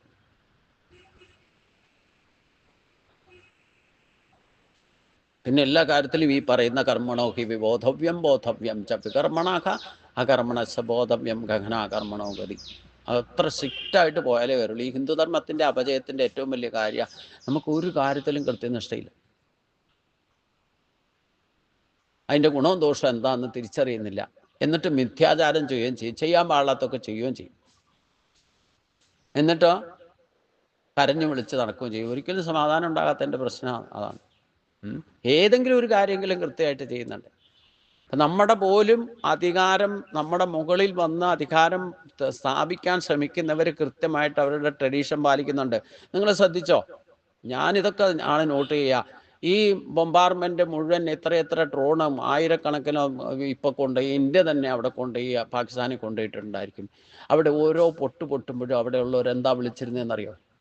അവരുടെ ശബ്ദം ഒന്ന് കേട്ടു നോക്കൂ. ഞാൻ അവരെ പ്രകീർത്തിക്കുന്നല്ല നല്ലത്, പക്ഷേ അള്ളാഹു അക്ബർ എന്നാണ് അവർ പറഞ്ഞിരുന്നത്.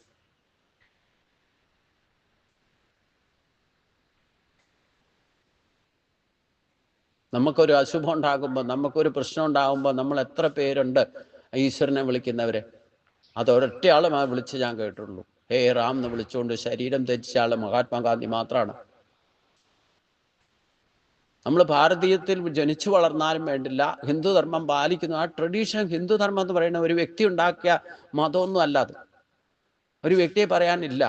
അതിലെല്ലാം വരും. ഹിന്ദു ക്രിസ്ത്യാനിയും മനുഷ്യരും മുഴുവൻ വരും ഹിന്ദുധർമ്മത്തിൽ. ഞാൻ പറഞ്ഞല്ലോ, ദ്വന്ദ്വഹി അദ്വൈതാമൃത വർഷിണി എന്ന പദത്തിൻ്റെ തിരിച്ചിട്ട പദമാണ് ഹിന്ദു എന്ന പദം.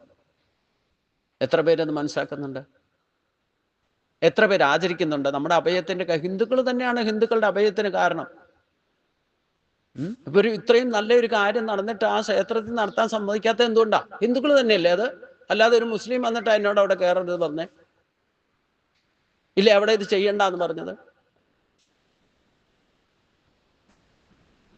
ചെയ്യണ്ടെന്ന് നേരിട്ട് പറഞ്ഞിട്ടില്ല, പക്ഷെ അവര് പറയാതെ പറയിപ്പിക്കാതെ പറയും. അത് ഏറ്റവും വലിയ അപമാന. നമ്മളോട് നേരിട്ട് വന്നാൽ, ഞാൻ അത് പറഞ്ഞല്ലോ, അതിൻ്റെ അധികാരിയോട് തന്നെ പറഞ്ഞു, നിങ്ങൾ നാളെ മുതൽ എന്നോട് ഇവിടുന്ന് വരണ്ട, ഇത് ചെയ്യണ്ടെന്ന് പറയുമെന്ന് പറഞ്ഞു. അതെങ്ങനെ പറയാന്ന് ചോദിച്ചു. എന്നാൽ പിന്നെ പറയാതെ പറയല്ലേ ചെയ്തത് നിങ്ങൾ?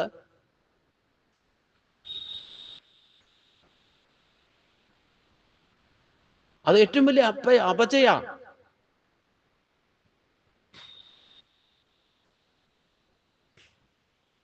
എന്നാ അവരോ നമ്മുടെ ജാതി മതവും ചോദിച്ചിട്ട് ഇപ്പൊ കൊന്നു ഇല്ലേ ആൾക്കാര്?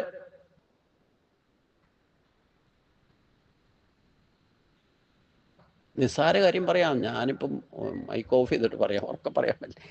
ഇവിടെ തന്നെ ഈ മഠത്തിന് ചുറ്റും ഞാനൊരു 22 വർഷമായിട്ട് വരുന്നു ഇല്ലേ.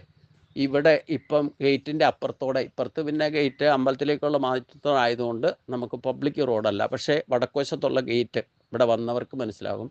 വടക്കുവശത്തുള്ള ഗേറ്റിൽ കൂടെ സഞ്ചരിക്കുന്നതിൽ ഒരു ഞാൻ ദിവസവും കാണുന്നതാണ്. ഇവിടെ ഇപ്പോൾ ഈ ക്ലാസ് നടക്കുമ്പോൾ തന്നെ 2 മണിക്കൂർ തന്നെ നോക്കിയാൽ എനിക്ക് ദിവസവും കാണാൻ സാധിക്കും.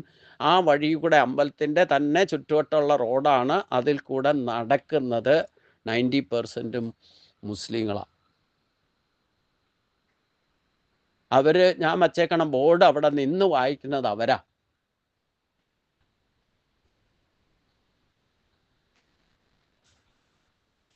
ഹിന്ദുക്കൾ അതിലെ പോയി കഴിഞ്ഞാൽ ഒന്നും എന്താ ഇവിടെ നടക്കണേന്ന് വരെ നോക്കില്ല, ആ ബോർഡ് വായിക്കില്ല. ഞാൻ സത്യമായിട്ടാ പറയണം. ഇവിടെ വന്നിട്ട് കാണുന്ന കാര്യമാണ്. നമ്മൾ നമ്മുടെ ട്രഡീഷൻ പാലിക്കണം, ഇല്ലെങ്കിൽ നമ്മുടെ നിലനിൽപ്പ് നഷ്ടപ്പെടും. അവരെന്തൊക്കെ പറഞ്ഞാലും, ഞാൻ പറഞ്ഞില്ലേ, തലയിൽ വന്ന് ബോംബ് വീണപ്പോഴും അല്ലാഹു അക്ബർ എന്നാ അവർ വിളിക്കണ കേട്ടത്. നിങ്ങൾ കേട്ടുള്ളൂ, സോഷ്യൽ മീഡിയയിൽ നിങ്ങൾക്ക് കാണാം, കേൾക്കാം ഈ പറയുന്നത്. അവര് നമ്മുടെ മുകളിൽ അധികാരം സ്ഥാപിക്കും. നിങ്ങൾ കേൾക്കുന്നില്ലേ? സോഷ്യൽ മീഡിയയിൽ ഫേസ്ബുക്കൊക്കെ നോക്കിയാൽ മതി. ഞാൻ ശ്രദ്ധിച്ചു. ആ ഞാൻ ശ്രദ്ധിച്ചു. അല്ലാഹു തന്നെയാ പറയുന്നത്. അല്ലാഹു അക്ബർ എന്ന് തന്നെയാ പറയണേ അവര്, പാകിസ്ഥാനിലുള്ളവർ പോലും. അതിൽ തന്നെ പല ഗ്രൂപ്പുള്ളതുകൊണ്ട് അവിടെ യോജിപ്പില്ലാത്തതുകൊണ്ടാണ് നമ്മളെ രക്ഷപ്പെട്ട് നിൽക്കണം. അവർ എല്ലാവരും ഒന്നാണെങ്കിൽ അതിൽ തന്നെ ഇവരുടെ ഇതിൽ തന്നെ ഗ്രൂപ്പിസം ഉള്ളത് കൊണ്ടും ആണ് അവിടെ ഇപ്പോൾ ഈ ഒരു പാർട്ടി വെടിനിർത്താൻ സമ്മതിച്ചെങ്കിലും ബാക്കിയുള്ളവർ സമ്മതിക്കാത്തതാണ് ഇപ്പോൾ പ്രശ്നമാണ്.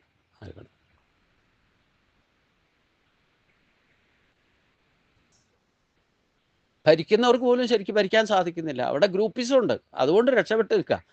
ഇവർ കുറച്ചുകൂടെ അഭിപ്രായ വ്യത്യാസം ഇല്ലാതെ ഒന്ന് തന്നെ പാലിച്ചിരുന്നെങ്കിൽ ഉണ്ടല്ലോ നമ്മൾ, അല്ലെങ്കിൽ തന്നെ ഇപ്പം നമ്മുടെ മുകളിൽ അധികാരം സ്ഥാപിക്കാൻ അവർ മജോറിറ്റി കൂടിക്കൊണ്ടിരിക്കുക. ഞാൻ പറഞ്ഞില്ലേ, ഇപ്പം ഇതിലെ തന്നെ സഞ്ചരിക്കുന്നതിൽ ഇവിടെ ഒറ്റ ആളെ ഹിന്ദുക്കളെ കാണാറില്ല, ഹിന്ദുക്കളെ അതർ ദാൻ ഹിന്ദുക്കൾ ഇവിടെ കാണാനില്ലായിരുന്നു ഒരു സമയത്ത്. ഇപ്പോൾ അവരൊരു വീട് ഒരു സ്ഥലം കിട്ടിയാൽ പിന്നെ അവിടെ കോളനിയാക്കും. ഞാനുള്ള കാര്യം പറയണം, നിങ്ങൾ തന്നെ പരിസരമൊക്കെ ചിന്തിച്ചോളൂ. കുളപ്പള്ളി അടുത്ത് തന്നെ ഒരു ആര്യങ്കാവുണ്ട്. ആ 96 ദേശങ്ങളും മുസ്ലിങ്ങൾക്ക് അവിടെ വന്ന് താമസിക്കാൻ പേടിയായിരുന്നു. ഇപ്പം പൂരത്തിൽ പങ്കെടുക്കുന്നവർ അവരാ കൂടുതലും. എന്തിനാ ഗുരുവായൂരടക്കം ഇപ്പം നാലമ്പലത്തിന് ചുറ്റും നിങ്ങൾ നോക്കിയാൽ പർദ്ദയിട്ടവരെ കാണാനില്ലായിരുന്നു ഒരു സമയം വരെ. ഇപ്പം നിങ്ങൾ ആ തിരക്കിനിടയ്ക്കും ഇവർ അതിൽ ചുറ്റും വന്ന് പോകുന്നത് നിങ്ങൾക്ക് ഇഷ്ടം പോലെ കാണാം. ഈ പ്രാവശ്യം ഞാൻ ഏറ്റവും കൂടുതൽ വാച്ച് ചെയ്തിട്ടുള്ളത്. ഇനി അടുത്ത ഒരു 100 സ്ക്വയർ ഫീറ്റും കൂടെ എടുക്കാൻ പോവുക. അതും കൂടെ എടുത്താൽ പിന്നെ കച്ചവടക്കാർ മുഴുവൻ മുസ്ലിങ്ങളാണ്. ഹിന്ദുക്കളെ ബ്രാഹ്മണരുണ്ടായിരുന്നെ അടിച്ച് മാറ്റി. അത് കഴിഞ്ഞിട്ട് ദേവസ്വം അക്വയർ ചെയ്തു. ഇനി അടുത്ത ട്രിപ്പും കൂടെ നടന്നാലുണ്ടല്ലോ പിന്നെ ചുറ്റുവട്ടം മുഴുവൻ മുസ്ലിങ്ങളാണ്. അല്ലെങ്കിൽ തന്നെ അവിടുത്തെ കച്ചവടക്കാരും ടോട്ടലി അവരുടെ കയ്യിലായിരിക്കും. അപ്പോൾ ഇതേ രീതി പോയി കഴിഞ്ഞാൽ ഒരു 20 വർഷത്തിനകം കേരളം എന്താ പറഞ്ഞേ മുസ്ലിം രാജ്യമായിട്ട് മാറും.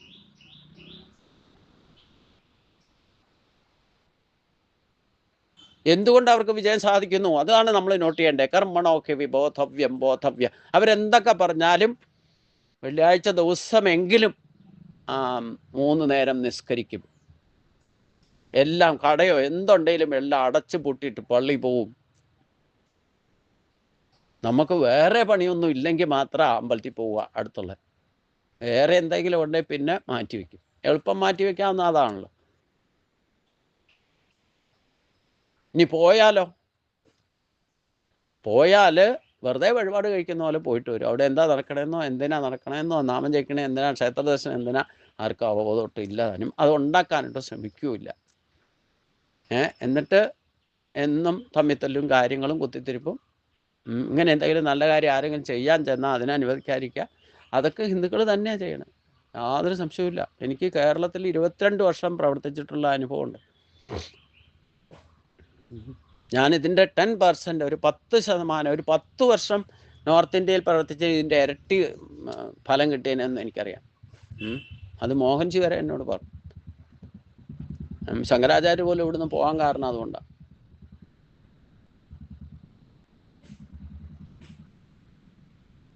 കാര്യം ദൈവത്തിൻ്റെ നാടാണ്, ഗോഡ്സ് ഓൺ കൺട്രിയാണ്. പക്ഷെ അതാരും മനസ്സിലാക്കുന്നില്ല, അതിനെ പോഷിപ്പിക്കുന്നില്ല, അത് ഉണർത്തിക്കൊണ്ടുവരുന്നില്ല. ഈവൻ ബ്രാഹ്മണരടക്കം ഞാൻ ഇവിടെ ഇരുന്നിട്ട് കാണുന്നുണ്ടല്ലോ, ഞാൻ ചെയ്യുന്നതിൻ്റെ ഒരു അംശം പോലും ഇവിടെയുള്ള ബ്രാഹ്മണർ ഒറ്റയും ചെയ്യില്ല. എന്നാ ഇവിടുന്ന് ഇതൊക്കെ വേണ്ടാന്ന് വെച്ച് പോകണ്ടേന്ന് ചിലപ്പോൾ തോന്നുന്നു എനിക്ക്. കാരണം ഞാൻ എന്തുദ്ദേശിച്ചാണോ അതിൻ്റെ ഒരു അയലോക്കത്ത് വരെ ഇവരെ എത്തിയിട്ടില്ല ഇതുവരെ. നേരത്തെ ഇടയ്ക്ക് ചഞ്ചലാവസ്ഥയാണെങ്കിൽ ആരെങ്കിലും ബ്രാഹ്മണരെ ഗൂഗിൾ മീറ്റിൽ കയറാറുണ്ട്. ഇപ്പോൾ ഒറ്റയെണ്ണം കയറില്ല.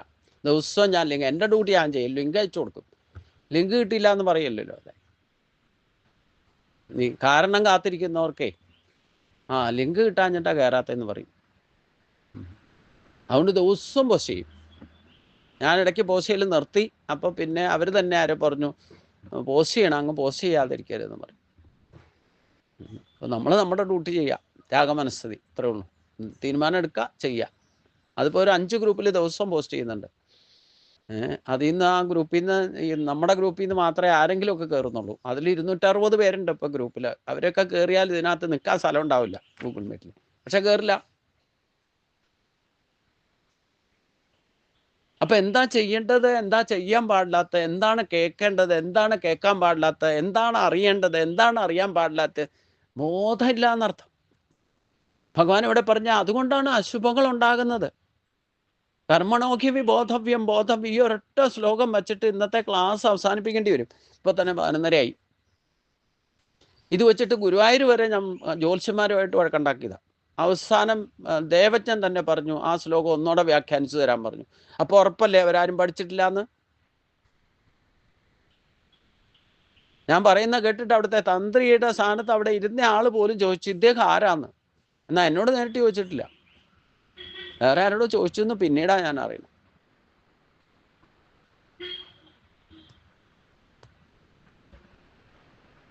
താൻ ആരാന്നറിയാതെ മറ്റൊരാളെ അറിയാൻ ശ്രമിച്ചിട്ട് ഒരു കാര്യമില്ല എന്നർത്ഥം.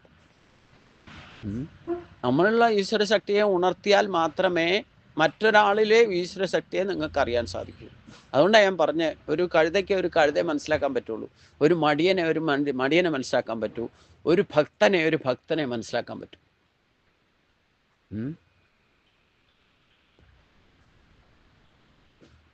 അതാണ് കൃത്യമായിട്ട് പോകാൻ പറഞ്ഞേക്കണം. 10-ാം അധ്യായത്തിൽ ചെല്ലുമ്പം മച്ചിത്ത മദ്ഗതപ്രാണ ബോധയന്ത പരസ്പരം. ഈ ഒരു നിയമം അനുസരിച്ചുകൊണ്ട് നമ്മൾ ജീവിക്കാൻ തുടങ്ങിയാലാണ് നമുക്ക് ഈശ്വരൻ്റെ ശക്തി എന്താണെന്നുള്ളത് നമ്മൾ അനുഭവത്തിലൂടെ മനസ്സിലാക്കാം. എത്ര ഗഹനമാണെന്ന് പറഞ്ഞാലും ഭഗവാൻ തന്നെ ഇത് പറയുന്നുണ്ട്, ഗഹനമാണെന്ന് പറയുന്നുണ്ട്. പക്ഷേ നന്മ ചെയ്യുന്ന ഒരാളും നശിക്കില്ല എന്ന് ഭഗവാൻ പറഞ്ഞിട്ടുണ്ട്. ഒരൊറ്റ ഗ്യാരണ്ടി മതിയല്ലോ. അവൻ്റെ ഗതി ശുഭഗതിയായിരിക്കും. അശുഭങ്ങൾ അവൻ അനുഭവിക്കേണ്ടി വരികയില്ല, അവൻ്റെ കൂടെ നിൽക്കുന്നവർക്ക് അനുഭവിക്കേണ്ടി വരികയില്ല.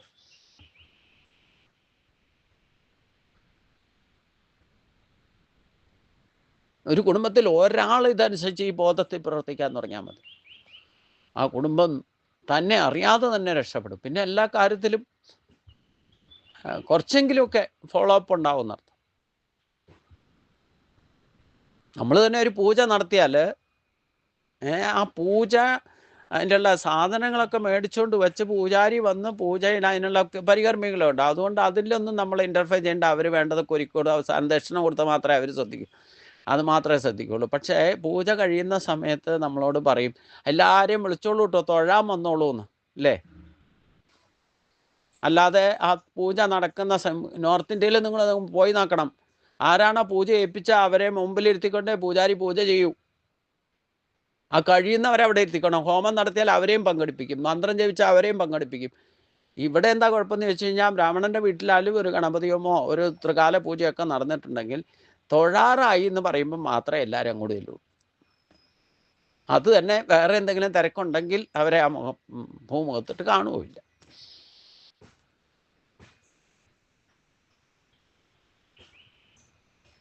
ഞാൻ പറയുന്ന ഈശ്വര കാര്യങ്ങൾ ചെയ്യുമ്പോഴെങ്കിലും ഈ ബോധതലത്തിൽ നിങ്ങൾ ചെയ്യൂ. അപ്പോഴേ നിങ്ങൾക്ക് അശുഭങ്ങളിൽ നിന്ന് രക്ഷപ്പെടാൻ സാധിക്കും. ബാക്കി എല്ലാ കാര്യങ്ങളും ഇതേപോലെയാണ് ചെയ്യേണ്ടത്. പക്ഷേ നിങ്ങൾ ഈശ്വര കാര്യങ്ങൾ ചെയ്യുന്നത് കൃത്യനിഷ്ഠ, ഭക്തി, വിവേചനശക്തി, ദൃഢനിശ്ചയം ഇതനുസരിച്ചുകൊണ്ട് ത്യാഗമനസ്ഥിതി അതിന് വേണ്ടിയിട്ട് ചെയ്യാൻ തുടങ്ങിയാൽ ഓട്ടോമാറ്റിക്കായിട്ട് നിങ്ങൾ അതിൽ തന്നെ ഭഗവാൻ പറഞ്ഞ ഈ 17ാമത്തെ ശ്ലോകം നിങ്ങൾ പ്രാബല്യത്തിൽ വരുത്തുന്ന സ്വഭാവത്തിലേക്ക് മാറും. പിന്നെ ചെയ്യേണ്ടത് എന്താണെന്നും ചെയ്യാൻ പാടില്ലാത്തതെന്നും നിങ്ങൾക്ക് തന്നെ ബോധമുണ്ടാവും. ഇതൊക്കെ കൃത്യമായിട്ട് എനിക്ക് ചെയ്യാൻ സാധിക്കുന്നത് എൻ്റെ കേമത്വം കൊണ്ടല്ല, എന്നിൽ ഇരിക്കുന്ന ഈശ്വര ശക്തിയാണ്. അതാണ് ആ കർമ്മഭാവം. അതായത് ഞാൻ എൻ്റെ എന്നുള്ള ഭാവമില്ലാതെ, കർത്തൃത്വ അഭിമാനമില്ലാതെ ചെയ്താൽ നമ്മളൊന്നും ചെയ്യുന്നില്ല. നിമിത്തം കൊണ്ട്, ഈശ്വരൻ്റെ അനുഗ്രഹം കൊണ്ട് നമ്മളിപ്പോൾ ഏൽപ്പിച്ച ജോലി ചെയ്യുന്നു, അത്രേ ഉള്ളൂ. അങ്ങനെയുള്ളവരെ ഭഗവാൻ സെലക്ട് ചെയ്തു. ഇപ്പോൾ ദേവകിയും വസുദേവരെയും കൃഷ്ണൻ്റെ ജന്മത്തിന് വേണ്ടിയിട്ട് അച്ഛനമ്മമാരെ സെലക്ട് ചെയ്യാൻ കാരണം എന്താണെന്ന് ഇന്നലെ പറഞ്ഞതിൽ നിങ്ങൾ ശ്രദ്ധിച്ചോളൂ, അല്ലേ? കൃത്യമായിട്ട് എന്തിനു വേണ്ടിയിട്ടാണ് ഇങ്ങനെ ഒരാളുടെ അച്ഛനെയും അമ്മയും കിട്ടണ്ടേ എനിക്ക്? കാരണം എന്നെ ജനിപ്പിക്കാൻ പറ്റുവണ്ണം ഒരു യോഗ്യതയുള്ള മാതൃദേവോഭവ പിതൃദേവോഭവ എന്ന അവസ്ഥയിലേക്ക് ആ ദേവതുല്യരായവരുടെ പുത്രനായിട്ടേ ഒരു ദേവന് വരാൻ പറ്റും. അപ്പൊ 3 ജന്മമായിട്ട് അവരെ തയ്യാറാക്കി കൊണ്ടുവരായിരുന്നു. അവിടെ ബീജം ഇട്ടത്, ഭഗവാൻ ജനിക്കാനുള്ള ബീജം ഇവരുടെ ദേവകിയുടെ ഗർഭത്തിൽ ഇടാൻ തുടങ്ങിയത് പൂർവ്വജന്മത്തിൽ തൊട്ട് ഇടാൻ തുടങ്ങിയെന്നർത്ഥം. അപ്പോഴേ ഗർഭപാത്രം പോലും അത്ര ശുദ്ധിയായിട്ട് മാറും ഭഗവാന് കിടക്കാൻ പാത്രം. മനസ്സിലായില്ലേ? ഈ ഭയങ്കര സിസ്റ്റാണ്. നമ്മൾ ഗഹനമായിട്ട് ചിന്തിച്ചാൽ ഒരുപാട് കാര്യങ്ങൾ ഭഗവാൻ ഇതുപോലെ കൃത്യമായിട്ട് എന്താണ് ചെയ്യേണ്ടത്, ചെയ്യാൻ പാടില്ലാത്തത് എന്താ, അതിന് അവർക്ക് പ്രേരണ നൽകുന്ന ഇവരെ കൊണ്ട് പ്രാർത്ഥിപ്പിക്കണമല്ലോ, എനിക്ക് എൻ്റെ മകനായിട്ട് ജനിക്കണം എന്ന്. അപ്പം നിങ്ങൾ നിസ്സാരമായിട്ടാണെങ്കിലും കുട്ടികളില്ലാത്തവർ അഥവാ നിങ്ങൾക്ക് പ്രാർത്ഥിച്ചിട്ടാണ് സന്തതി ഉണ്ടാകുന്നതെങ്കിൽ ആ കുട്ടി ഭാവിയിൽ ഭക്തനായിരിക്കും, യാതൊരു സംശയമില്ല. ഒന്നുമില്ലേലും ആ ഭക്തിയുടെ ഭാവത്തിലേക്ക് അവർ വരുന്നവരായിരിക്കും.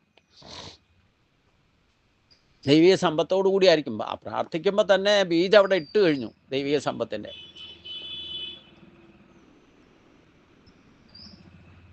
അതാണ് കർമ്മത്തിൻ്റെ ഗതി ഗഹനമാണെന്ന് പറയാൻ കാരണം. നമ്മളിപ്പോൾ എന്തെങ്കിലും ഭക്തിയുടെ മാർഗത്തിൽ ചെയ്തിട്ടുണ്ടെങ്കിൽ ഈ ഒരു ജന്മത്തിലേക്ക് മാത്രമല്ല, നമ്മൾ ഡെപ്പോസിറ്റ് ചെയ്യാൻ തുടങ്ങുകയാണ്. ഭഗവാന്റെ ലിസ്റ്റിൽപ്പെട്ടു കഴിഞ്ഞു. പിന്നെ നമ്മളെ എന്താക്കണം, എപ്പോഴാണ് മുക്തി തരേണ്ട, മുക്തി ഒരു വിഷയമാക്കി എടുക്കണ്ട. നമുക്ക് മുക്തി വേണമെന്ന് ഇപ്പം ചിന്തിക്കുകയൊന്നും വേണ്ട. നമ്മൾ ഏതായാലും മുക്തി മാർഗത്തിലേക്ക് എത്തിക്കണം എന്നുണ്ടെങ്കിൽ അതിനു മുമ്പ് ഭഗവാന്റെ ഹിതമനുസരിച്ച് പ്രവർത്തിക്കുന്ന ഒരു ഭക്തനായിട്ട് മാറുന്ന അവസ്ഥ ഉണ്ടാകണം എന്നർത്ഥം. നമ്മളെ കൊണ്ട് തന്നെ ഭഗവാനെ ഇച്ഛിക്കുന്ന കാര്യം പ്രാർത്ഥിപ്പിച്ചിട്ട് നമ്മളെ കൊണ്ട് അത് നേടി, അത് അനുഭവിച്ച്, അത് സാക്ഷാത്കരിച്ച് അതിനു വേണ്ടിയിട്ട് ചിലപ്പം വീണ്ടും ജന്മം എടുക്കേണ്ടി വരും. ഇതൊക്കെയാണ് ദേവകി വസുദേവന്മാരുടെ ജന്മങ്ങൾ ഇത്ര സഫലമാകാൻ കാരണം. നമ്മൾ വിചാരിക്കുന്നതിനൊക്കെ അപ്പുറം. അതുകൊണ്ടാണ് ശ്രീകൃഷ്ണ ചരിതാമൃതം ഗഹനമായിട്ട് ചിന്തിക്കണം എന്ന് പറഞ്ഞതിൻ്റെ കാര്യം.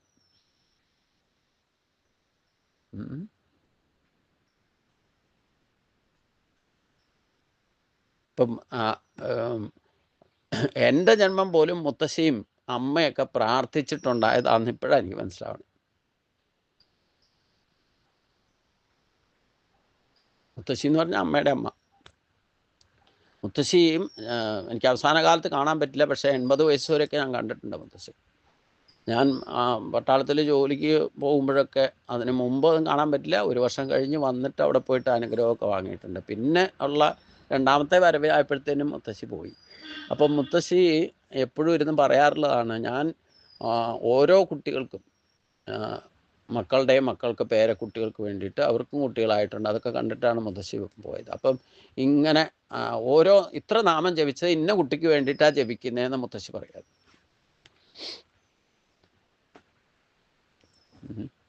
അത്രയൊന്നും എൻ്റെ അമ്മയൊന്നും ഇല്ലായിരുന്നു. പക്ഷേ പെൺകുട്ടികൾ മാത്രം ഉണ്ടായപ്പോൾ ഒരു ആൺകുട്ടി വേണമെന്നുള്ളത് പ്രാർത്ഥിച്ചിട്ടുണ്ടായതാണ്. അത് യാതൊരു സംശയമില്ല.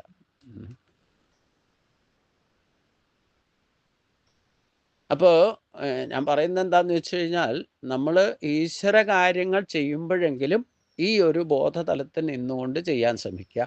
ഇത് നിങ്ങൾ ശീലമാക്കി കഴിഞ്ഞാൽ പിന്നെ നിങ്ങൾ ബാക്കി ചെയ്യുന്ന കർമ്മങ്ങളിലേക്കൊക്കെ നിങ്ങളുടെ സ്വഭാവം ഇത് വ്യാപിക്കാൻ തുടങ്ങും. അങ്ങനെയാണ് കുറേശ്ശെ ഭക്തിയിൽ അപ്ഗ്രഡേഷൻ വരിക, ഉയർച്ച ഉണ്ടാകുന്ന. അങ്ങനെ അല്ലാതെ ഒറ്റയടിക്ക് നമുക്ക് എല്ലാം മാറ്റാൻ പറ്റില്ല. ശീലങ്ങളോ സ്വഭാവത്തെ ഒറ്റയടിക്ക് മാറ്റാൻ പറ്റില്ല, ഒരു ജന്മം കൊണ്ടും മാറ്റാൻ പറ്റില്ല. അപ്പം ഈശ്വര കാര്യങ്ങളിൽ ഇപ്പോൾ ദൈവിക സമ്പത്തോടു കൂടി ജനിച്ചവരാണ് നമ്മൾ. അതുകൊണ്ടാണ് ഈ കാര്യങ്ങൾ ഭഗവാൻ പറയുന്നതൊക്കെ കൃത്യമായിട്ട് നമ്മൾ ശ്രദ്ധിച്ച് കേൾക്കാനും അത് കേൾക്കാനും കേൾപ്പിക്കാനും ഒക്കെ അവസരം ഉണ്ടാക്കി തരുന്നത് ഭഗവാൻ തന്നെയാണ്. ഭഗവാന്റെ നിശ്ചയമാണ് ഇപ്പം ഇങ്ങനെ ഒരു കാര്യം ഇവിടെ നടക്കണം എന്നുള്ളത്. നിങ്ങൾ എവിടെയൊക്കെ ഇരുന്നോളൂ, എന്നാലും ഇത് കേൾക്കാൻ സാധിക്കുന്നില്ലേ? അതൊരു യോഗമാണല്ലോ. ആധുനിക സിസ്റ്റം ആണെങ്കിലും ഈ ടെലിപ്പതി കമ്മ്യൂണിക്കേഷൻ എന്ന് പറയുന്നത് പണ്ട് ഈ യന്ത്രങ്ങളൊന്നും ഇല്ലാതെ ഉപയോഗിച്ചിരുന്നു സപ്തർഷികളുടെ ഒക്കെ കാലത്ത്. ഇന്ന് ആ സപ്തർഷികളുടെ ലെവലിലേക്ക് എത്തി ഇവരില്ലാതെ വന്നപ്പം മനുഷ്യൻ തന്നെ കണ്ടുപിടിച്ച ടെക്നോളജി ഉപയോഗിച്ചുകൊണ്ട് നമുക്കിപ്പം ടെലിപ്പതി ടെക്നോളജി ഉപയോഗിച്ചുകൊണ്ട് ഈ ആകാശമാർഗത്തിലുള്ള തരംഗങ്ങൾ, ശബ്ദ തരംഗങ്ങളുടെ സഞ്ചാരം കൊണ്ടല്ലേ നമ്മളിത് യൂട്ടിലൈസ് ചെയ്യുന്നത്. അപ്പോൾ സിസ്റ്റം ഒന്ന് തന്നെയാണെന്ന് മാത്രം. പക്ഷേ മനുഷ്യൻ്റെ ബുദ്ധിയിൽ അത് ക്യാച്ച് ചെയ്യാനുള്ള പവർ നഷ്ടപ്പെട്ടപ്പോൾ നമ്മൾ യന്ത്രങ്ങളെ ആശ്രയിക്കും തോറും നമ്മുടെ പവർ നഷ്ടപ്പെടും. ഇല്ലേ? പണ്ടൊക്കെ ഞാനൊക്കെ പഠിക്കുന്ന കാലത്ത് കാൽക്കുലേഷനൊക്കെ സ്വയം ചെയ്യണം. പരീക്ഷയ്ക്കായാലും ഉണനപ്പട്ടികയൊക്കെ നമ്മൾ തന്നെ ചെയ്യണം. ഇപ്പം കാൽക്കുലേറ്റർ മെഷീൻ കൊണ്ട് ചെയ്യാം. അപ്പം നമ്മുടെ ബുദ്ധി മന്ദീഭവിക്കും. അപ്പോൾ നമ്മുടെ കപ്പാസിറ്റി കുറഞ്ഞ് നമുക്ക് ഈ സാധനങ്ങൾ ഇല്ലാതെ ജീവിക്കാൻ പറ്റാത്ത ഒരവസ്ഥയിലേക്ക് എത്തിയിരിക്കുന്നു. അല്ലേ? ഒരു ദിവസം കറണ്ട് പോയ പ്രശ്നം, നെറ്റ് പോയ പ്രശ്നം, ഈ മെഷീൻ കേട് വന്ന പ്രശ്നം, മൊബൈലായാലും വേണ്ടില്ല, ടാബായാലും ടാബ്ലറ്റ് ആയാലും എന്തായാലും വേണ്ടില്ല, ലാപ്ടോപ്പ് ആയാലും വേണ്ടില്ല, അത് കേട് വന്നാൽ നമ്മൾ ടെൻഷനാവും അല്ലേ? കാരണം നമ്മൾ മാധ്യമം ഉപയോഗിക്കുന്നത്. എന്നാൽ ഇത് വളരെ നമ്മളെക്കാളും കൃത്യമായിട്ട് പ്രവർത്തിക്കും ഇല്ലേ? വളരെ കൃത്യമായിട്ട് പ്രവർത്തിക്കും. ചാർജ് തീർന്നാൽ മെസ്സേജ് തരും, ചാർജ് തീർന്നു. അത് ശ്രദ്ധിക്കാതിരുന്നാൽ ഓഫായി പോകും. നമ്മളിവിടെ കണ്ടതല്ലേ. തെറ്റ് ചെയ്താൽ, തെറ്റ് പറഞ്ഞാൽ അപ്പോൾ അത് മെസ്സേജ് തരും, നിങ്ങൾ തെറ്റായിട്ടാണ് ഓപ്പറേറ്റ് ചെയ്യുന്നത് എന്നുള്ളത് അല്ലേ? ഒരു പ്രാവശ്യം ചാർജ് ചെയ്താൽ എത്ര മണിക്കൂർ അത് പ്രവർത്തിക്കുന്നുള്ളത് കൃത്യമായിട്ട് അത് ഫീഡ് ചെയ്ത് വെച്ചിട്ടുണ്ട്. അത് കഴിഞ്ഞാൽ കണ്ടിന്യൂഷൻ കിട്ടണമെന്നുണ്ടെങ്കിൽ വീണ്ടും ചാർജ് ചെയ്തോളണം. 2 തരത്തിൽ ചാർജ്, ഭൗതികമായിട്ടും ചാർജ് ഇലക്ട്രിസിറ്റി തരമായിട്ടും വൈദ്യുതി പരമായിട്ടും ചാർജ് ചെയ്യണം. അപ്പോൾ നമ്മളുണ്ടാക്കിയ മിഷ്യൻ പോലും വളരെ കൃത്യനിഷ്ഠയും ഭക്തിയും വിവേചന ശക്തിയും ദൃഢനിശ്ചയവും ത്യാഗമനസ്ഥിതിയും ഒക്കെ അതിനുണ്ടാക്കി വെച്ചിട്ടുണ്ടെങ്കിൽ നമുക്ക് എന്തുകൊണ്ടുണ്ടാകുന്നില്ല?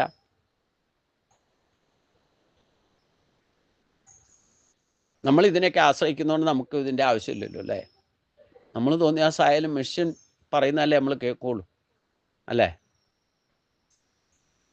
മെസ്സേജ് അയച്ചാലേ പ്രതികരിക്കൂ അല്ലേ? നേരിട്ട് വിളിച്ചാൽ ചിലപ്പോൾ കേൾക്കില്ല. അപ്പം അതുകൊണ്ട് ഈ ഒരു ശ്ലോകം ശരിക്ക് കർമ്മയോഗത്തിൽ നമ്മൾ ഈ ഈശ്വര കാര്യങ്ങളിലെങ്കിലും പ്രാബല്യം വരുത്താൻ നിൽക്കുക. അത് പ്രാബല്യത്തിൽ വരുത്തണമെന്നുണ്ടെങ്കിൽ ഈ പഞ്ചഗുണങ്ങൾ മുറുക്കി പിടിക്കണം. കൃത്യനിഷ്ഠ, ഭക്തി, വിവേചന ശക്തി, ദൃഢനിശ്ചയം, ത്യാഗമനസ്ഥിതി. ഇതിൽ 2 ഫോളോ ചെയ്യാൻ തുടങ്ങിയാൽ മതി. കൃത്യനിഷ്ഠയും ഭക്തിയും, ഭക്തിയിൽ കൃത്യനിഷ്ഠയും. പിന്നെ ബാക്കി 3 പറയൂ.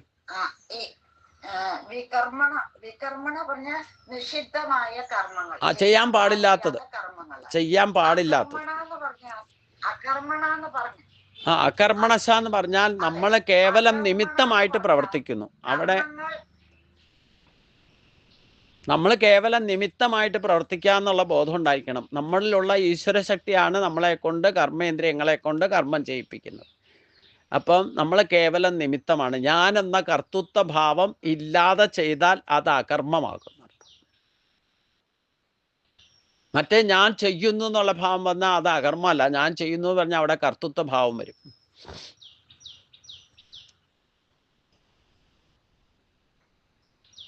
നമുക്ക് ഇമോഷൻ ആകാതിരിക്കും. കർമ്മത്തിൻ്റെ ഗതി ഗഹന എന്ന് പറഞ്ഞു. നമുക്ക് ഇമോഷൻ ആകാതിരിക്കാനും ഏറ്റവും നല്ലത് എന്താണെന്ന് ചോദിച്ചു കഴിഞ്ഞാൽ, നമ്മൾ ചെയ്യാനുള്ള ചെയ്തു, കിട്ടിയാൽ കിട്ടി, കിട്ടിയില്ല. കാരണം നമ്മളല്ലോ ചെയ്യണം, നമ്മളെ കൊണ്ട് ചെയ്യിപ്പിക്കുകയല്ലേ, ഭഗവാൻ ചെയ്യിപ്പിക്കുന്നു. അതിലെന്തെങ്കിലും കുറവ് വന്നാൽ ഉദ്ദേശിച്ച ഫലം കിട്ടിയില്ലെങ്കിലും നമുക്ക് അത് വലിയ ഭാരമായിട്ടോ വിഷമായിട്ടോ മാറില്ല, നമ്മൾ അകർമ്മഭാവത്തിലാണ് ചെയ്യുന്നതെങ്കിൽ. ഇല്ലെങ്കിൽ ഞാൻ ചെയ്യുന്നു എന്നുള്ള ഭാവം വന്നിട്ട് ഞാൻ ഉണ്ടാക്കി വെച്ചതൊക്കെ പോകുന്നു എന്നുള്ള ഭാവം വരാൻ കാരണം എന്താ? ഈശ്വരൻ തന്നതാണ് നമ്മൾ അനുഭവിച്ചത്. അത് നഷ്ടപ്പെടുത്തിയതും ഈശ്വരൻ, പ്രകൃതിയുടെ സ്വഭാവം. നമുക്ക് വിരക്തി ഉണ്ടാകണമെന്നുണ്ടെങ്കിൽ, കിട്ടുന്നതിൽ അഹങ്കാരം ഇല്ലാതിരിക്കണമെങ്കിൽ കിട്ടുന്നത് നഷ്ടപ്പെടണം. നഷ്ടപ്പെട്ടാൽ ആ ഈശ്വരീയ ഭാവം വന്നു കഴിഞ്ഞാൽ പിന്നെ യോഗക്ഷേമമായിട്ട് മാറുമെന്ന് പറഞ്ഞു. അവിടെയും ഭക്തിഭാവം ഉണ്ടെങ്കിൽ ഈ നഷ്ടപ്പെട്ടാലും സിദ്ധിയോ സമോഭൂത എന്നൊരു ആ ഭാവത്തിലേക്ക് വരും.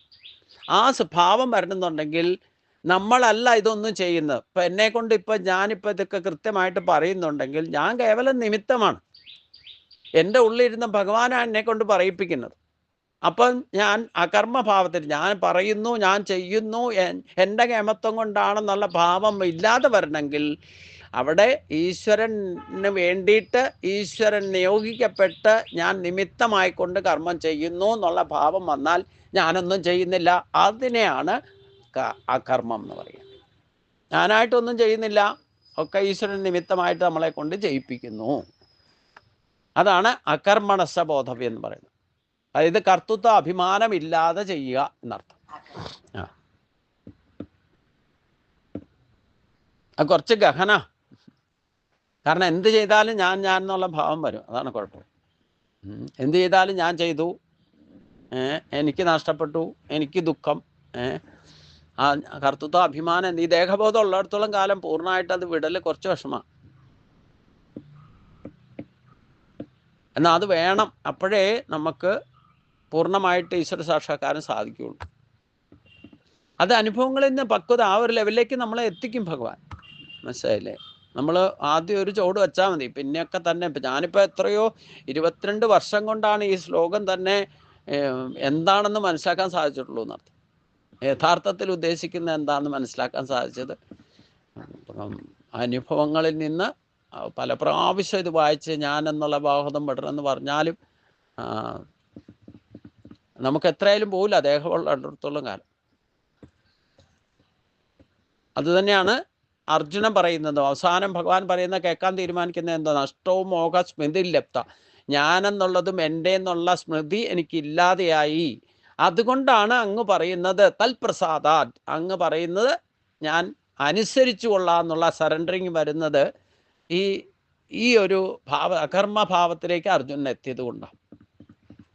ഞാൻ കേവലം നിമിത്തമാണ് എന്ന് ഭഗവാൻ പറയും. വിശ്വരൂപ ദർശനത്തിൽ പറയുന്നുണ്ടല്ലോ, എന്നാൽ ഇവരൊക്കെ കൊല്ലപ്പെട്ടു കഴിഞ്ഞു, നീ കേവലം നിമിത്തമാണ് അർജുന. അതുകൊണ്ട് നീ യന്ത്രത്തെ പോലെ എനിക്ക് വേണ്ടിയിട്ട് പ്രവർത്തിക്കൂ. നിനക്ക് ഇത് വിട്ടിട്ട് പോകാനും പറ്റില്ല. നിന്റെ സ്വഭാവം നിന്നെ കൊണ്ട് ഇപ്പം നിഷേധിച്ചാൽ നിന്നെ കൊണ്ട് ഇത് ചോദിപ്പിക്കും. കാരണം പ്രകൃതിയുള്ള ചില കാര്യങ്ങൾ നമ്മൾ നിഷേധിച്ചാലും വേണ്ട, ഇന്നല്ലേ നാളെ ചെയ്യേണ്ടതായിട്ട്. അത് പ്രകൃതിയുടെ പ്രത്യേകിച്ച്. പക്ഷെ അത് മനസ്സിലാക്കി കഴിഞ്ഞപ്പോൾ പിന്നെ യാതൊരു സംശയമില്ല. നഷ്ടോ മോഹ സ്മൃതിലെത്താൻ തൽപ്രസാദാത്മയാച്യുത.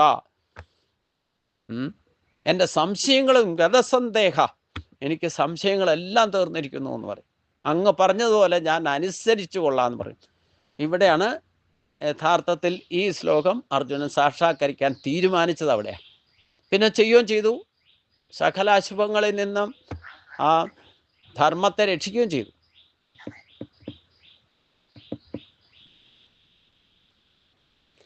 അതുകൊണ്ട് കർമ്മത്തിന്റെയും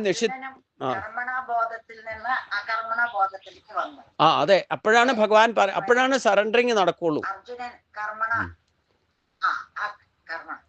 അപ്പോഴേ അങ്ങനെ ഒരു ഭാവത്തിൽ ചെയ്താലേ നമുക്ക് ആ കർമ്മം കൃത്യമായിട്ട് ചെയ്യാൻ സാധിക്കും.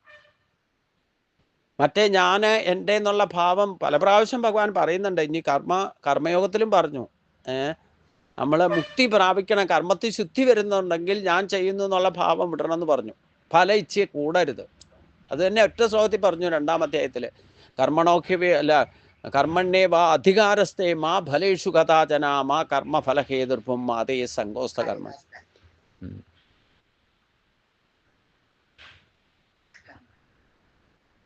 അപ്പം അത് കുറച്ചുകൂടെ നമ്മൾ യുക്തിവിചാരം ചെയ്യണം. എന്താണ് കർമ്മം അകർമ്മം? അത് ഇനി അടുത്ത ശ്ലോകത്തിൽ പറയുന്നത് അത് തന്നെയാണ്. കർമ്മത്തിൻ്റെയും നിഷിദ്ധ കർമ്മത്തിൻ്റെയും അകർമ്മത്തിൻ്റെയും യഥാർത്ഥ സ്വരൂപം അറിയേണ്ടത് തന്നെയാണ്. അത് അറിയേണ്ടതെന്ന് പറഞ്ഞാൽ പുസ്തകജ്ഞാനം കൊണ്ട് കാര്യമില്ല, അനുഭവിച്ചറിയണം. അപ്പോഴേ അറിയാൻ സാധിക്കും. എന്തെന്നാൽ കർമ്മത്തിൻ്റെ ഗതി അറിയാൻ വളരെ പ്രയാസമാണ്. അതുകൊണ്ടാണ് അതിന് മുമ്പ് പറഞ്ഞതും എന്താണ് കർമ്മം എന്താണ് അകർമ്മം എന്ന് നിശ്ചയിക്കുന്നതിൽ വിവേകികൾ എന്ന് പറയുന്ന ആരാ? വിശേഷജ്ഞാനമുള്ളവർ. അനുഭവജ്ഞാനമുള്ളവർക്ക് പോലും ഇത് വിവേചിച്ചറിയാൻ വിഷമിക്കുന്ന പറഞ്ഞു. അതുകൊണ്ട് എന്താണ് കർമ്മം എന്താണ് അകർമ്മം, എന്താണ് അശുഭമുണ്ടാക്കുന്നത് എന്താണ് മുക്തിയെ നേടുന്നത്, അത് ഞാൻ പിരിച്ചു പറഞ്ഞു തരാമെന്ന് പറഞ്ഞു. അതിന് ഭഗവാൻ വളരെ ലളിതമായിട്ട് പറഞ്ഞു. ഒന്ന്, ഈ നിമിഷത്തെ വർത്തമാനകാലത്തിനാ പ്രധാനം കൊടുക്കുന്ന ഭഗവാൻ. അതുകൊണ്ട് ഭഗവാൻ പറഞ്ഞു കർമ്മണോഹവി ബോധവ്യം. എന്താണ് ഈ നിമിഷം ചെയ്യേണ്ടത് എന്നുള്ള ബോധം ഉണ്ടായിരിക്കണം.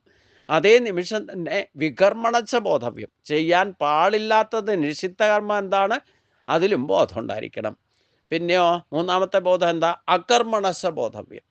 എന്താണ് അകർമ്മം അതിലും കൂടെ ബോധം ഉണ്ടായിരിക്കണം. അപ്പം നമ്മൾ ചെയ്യേണ്ട കാര്യം ചെയ്യേണ്ട സമയത്ത് ചെയ്യുന്നുണ്ടെങ്കിൽ പോലും നമുക്ക് ഞാൻ ചെയ്യുന്നു എന്നുള്ള ഭാവം വന്നാൽ അവിടെ അകർമ്മണ ബോധം നമുക്കില്ല എന്നർത്ഥം. അപ്പം ഞാൻ പറയേണ്ട കാര്യങ്ങൾ പറയേണ്ട സമയത്ത് പറയണം, പറയാൻ പാടില്ലാത്തത് പറയരുത് എന്ന ബോധത്തിൽ ഞാനിപ്പോൾ പറഞ്ഞുകൊണ്ടിരിക്കുന്നുണ്ടെങ്കിൽ ഇതൊക്കെ ഞാനാണ് ചെയ്യുന്നതെന്നുള്ള ഭാവത്തിലാണ് ചെയ്യുന്നതെങ്കിൽ അവിടെ എനിക്ക് അകർമ്മഭാവം വന്നിട്ടില്ല എന്നർത്ഥം.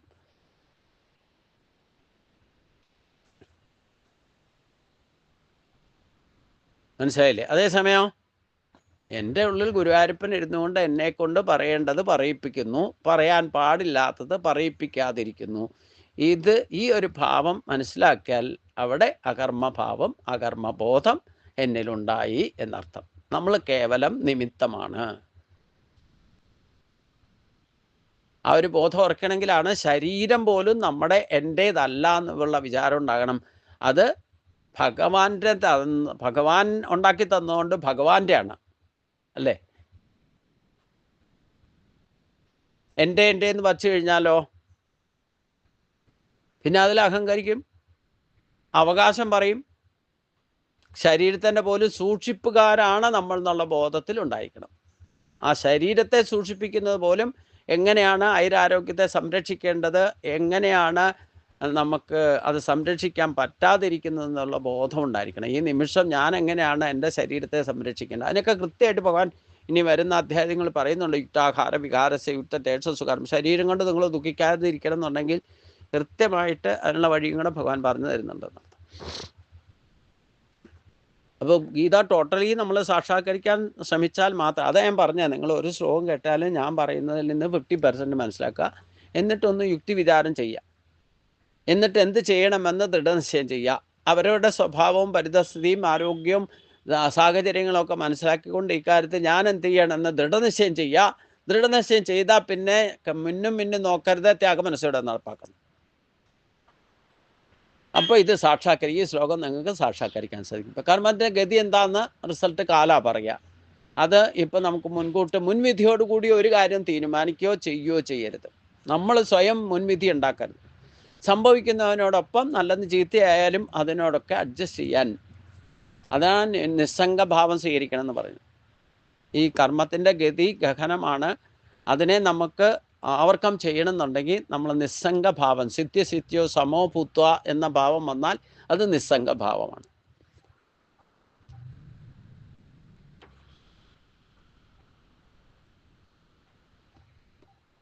ഇനി ഇത് മനസ്സിലാക്കുന്നവനാണ് മനുഷ്യനിൽ ബുദ്ധിമാൻ എന്ന് പറയുന്നതാണ്. ഒരു ശ്ലോകം കൂടെ എടുക്കാൻ വേണേലും, അത് കുറച്ച് ഗഹന. കർമ്മണ്യ കർമ്മയത് പശ്യേത കർമ്മണീച കർമ്മയ സ ബുദ്ധിമാൻ മനുഷ്യേഷു സ യുക്ത കൃഷ്ണ കർമ്മഗത്. കർമ്മണി അകർമ്മ, കർമ്മത്തിൽ അകർമ്മത്തെയും, അകർമ്മണി ച കർമ്മച, അകർമ്മത്തിൽ കർമ്മത്തെയും യ പശ്യേത്, യാതൊരാൾ കാണുന്നുവോ, സ മനുഷ്യേഷു ബുദ്ധിമാൻ, അവൻ മനുഷ്യരിൽ ബുദ്ധിമാനാകുന്നു.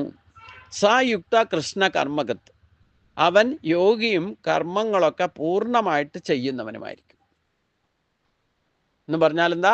കർമ്മത്തിൽ അകർമ്മത്തെയും അകർമ്മത്തിൽ കർമ്മത്തെയും ആർ കാണുന്നുവോ അയാൾ മനുഷ്യരിൽ വെച്ച് ബുദ്ധിമാനാകുന്നു. അവൻ യോഗിയും കർമ്മങ്ങൾ പൂർണ്ണമായിട്ട് ചെയ്യുന്നവനുമായിട്ട് ഭവിക്കും. അജ്ഞാനം എന്ന കാരണത്തിൻ്റെ കാര്യങ്ങളാണ് സങ്കല്പങ്ങളും ആഗ്രഹങ്ങളും. അതനുസരിച്ചുള്ള കർമ്മങ്ങൾ. കർമ്മം ദേഹത്തെയും മനസ്സിനെയും ആശ്രയിച്ചിരിക്കുന്നു.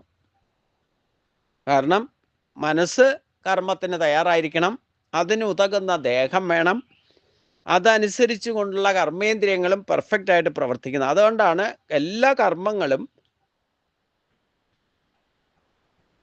കർമ്മം ദേഹത്തെയും മനസ്സിനെയും ആശ്രയിച്ചായിട്ട് ചെയ്യാൻ പറ്റുള്ളൂ.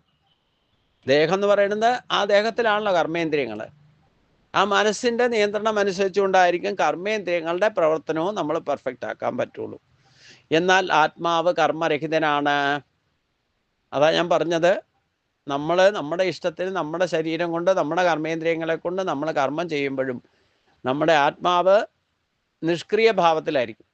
എന്ന് പറഞ്ഞാൽ ഞാനൊന്നും അറിഞ്ഞില്ല രാമനാരായണ, അതാണ് ആ കർമ്മഭാവം എന്ന് പറയുന്നത്. കർമ്മരഹിതനാണ്. അജ്ഞാനി കർമ്മത്തെ ആത്മാവിൽ ആരോപിച്ചിട്ടാണ് ഞാൻ ചെയ്യുന്നു എന്ന് പറയും. ആത്മാവിൻ്റെ അഹംബോധം ഉണ്ടല്ലോ, ആത്മാവുണ്ടായാൽ അവിടെ മനസ്സും ബുദ്ധിയും അഹംബോധവും ഉണ്ട്. ഇത് നമ്മുടെ ശരീരത്തെയും ജീവനെയും ചേർത്ത് വയ്ക്കാൻ ഉപയോഗിക്കുന്ന അന്ധകരണ ഇല്ലേ, ആത്മാവിൻ്റെ 3 ഭാവമാണ് മനസ്സ്, ബുദ്ധി, അഹംബോധം. നമുക്ക് ജീവനുണ്ട്, ഞാനുണ്ടെന്നുള്ള ബോധം ഈ ആത്മാവാണ് നമുക്ക് നൽകുന്നത്. അതാണ് ആത്മബോധം എന്ന് പറയുന്നത്. ഈ ബോധം ഇല്ലെങ്കിൽ ഞാനുണ്ടെന്ന് പറയാൻ പറ്റില്ല. അപ്പം അതുകൊണ്ട് ഞാൻ ചെയ്യുന്നു എന്നുള്ള ഭാവനയുണ്ടാകും, അതായത് കർത്തൃത്വ ഭാവനയുണ്ടാകും. കർത്തൃത്വ ഭാവന പുലർത്തുന്നത് കർത്തൃത്വ ഭാവനയോടും ഫലാകാംക്ഷയോടും കൂടി ചെയ്യുന്ന കർമ്മം ബന്ധകാരണമായി പോയി. അതായത് ഞാൻ ചെയ്യുന്നു എന്നുള്ള ഭാവം ഉണ്ടാകുകയോ, അതുണ്ടായാൽ ഞാൻ ചെയ്തിട്ട് എന്ത് ഫലം കിട്ടുന്നുള്ള ചിന്തയും കൂടെ വന്നാൽ, ഫലേച്ഛയും കൂടെ വന്നാൽ, ഈ 2 കാരണങ്ങൾ, ഒന്ന് കർത്തൃത്വ അഭിമാനം ഉണ്ടാകുക, അതിൻ്റെ പ്രത്യക്ഷോ പരോക്ഷമാകുന്ന ഫലത്തെ ഇച്ഛിക്കുകയും ചെയ്താൽ ആ കർമ്മങ്ങളൊക്കെ ബന്ധകാരണങ്ങളായി ഭവിക്കും.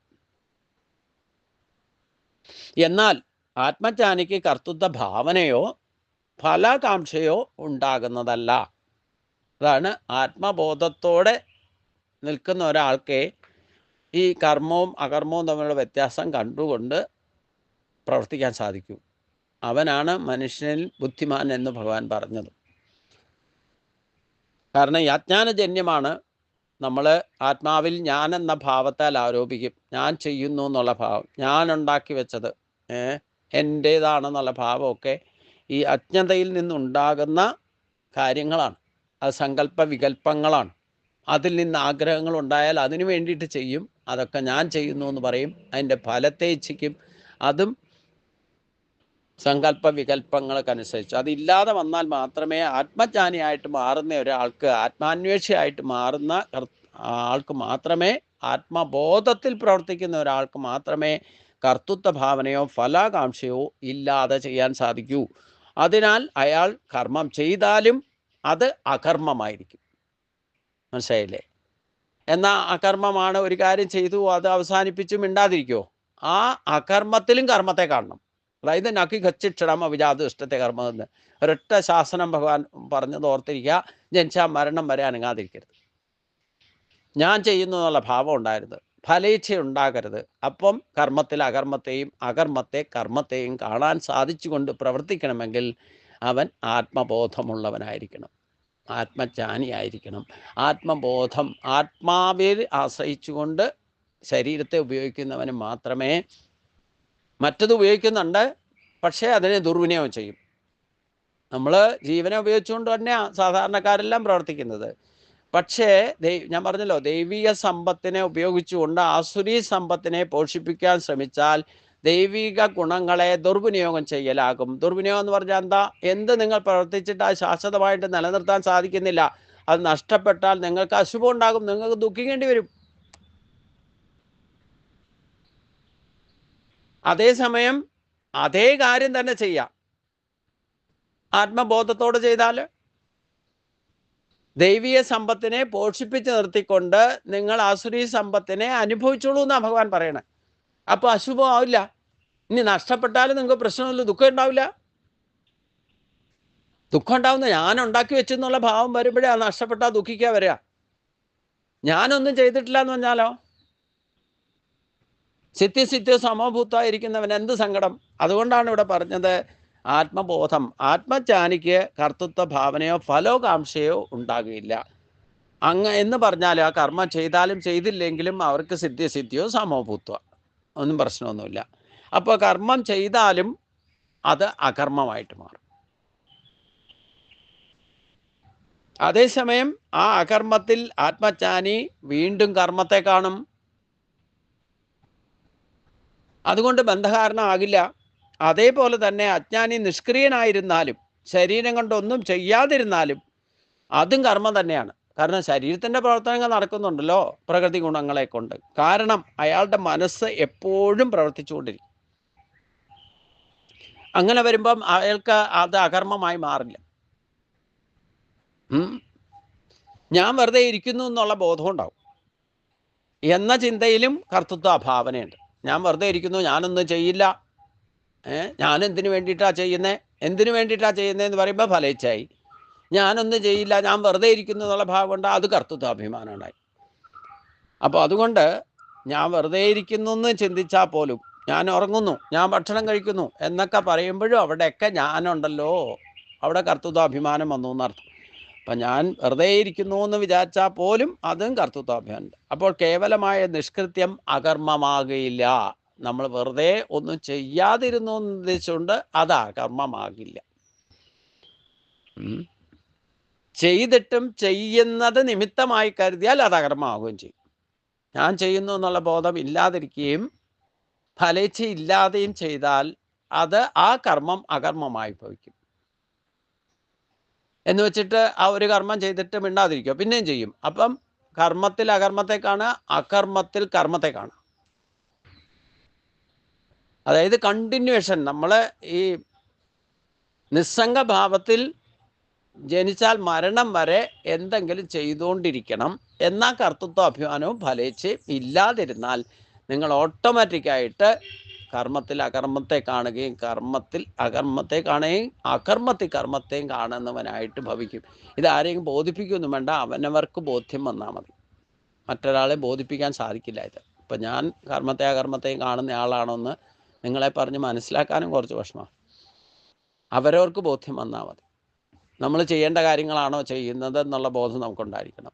അത് നമ്മളെ കൊണ്ട് ചെയ്യിപ്പിക്കുന്ന ഈശ്വരനാണെന്നുള്ള തലത്തിൽ നിന്നാൽ നിങ്ങൾ അതാണ് ആത്മജ്ഞാനി എന്ന് എടുത്തു പറയാൻ സാധിക്കുന്നത്. ആത്മജ്ഞാനത്തിലേക്ക് എത്തിയാൽ മാത്രമേ ഈ ഒരു ഭാവനയിൽ നമുക്ക് കർത്തവ്യകർമ്മങ്ങളെ ചെയ്യാൻ സാധിക്കൂ. അവനൊരിക്കലും അശുഭം ഉണ്ടാകുന്നതല്ല. കാരണം ആത്മജ്ഞാനി എന്ന് പറഞ്ഞാൽ തന്നെ ആത്മബോധത്തോടെ ആയിരിക്കും അവൻ ചെയ്യുക, കർമ്മം ചെയ്യുന്നത്.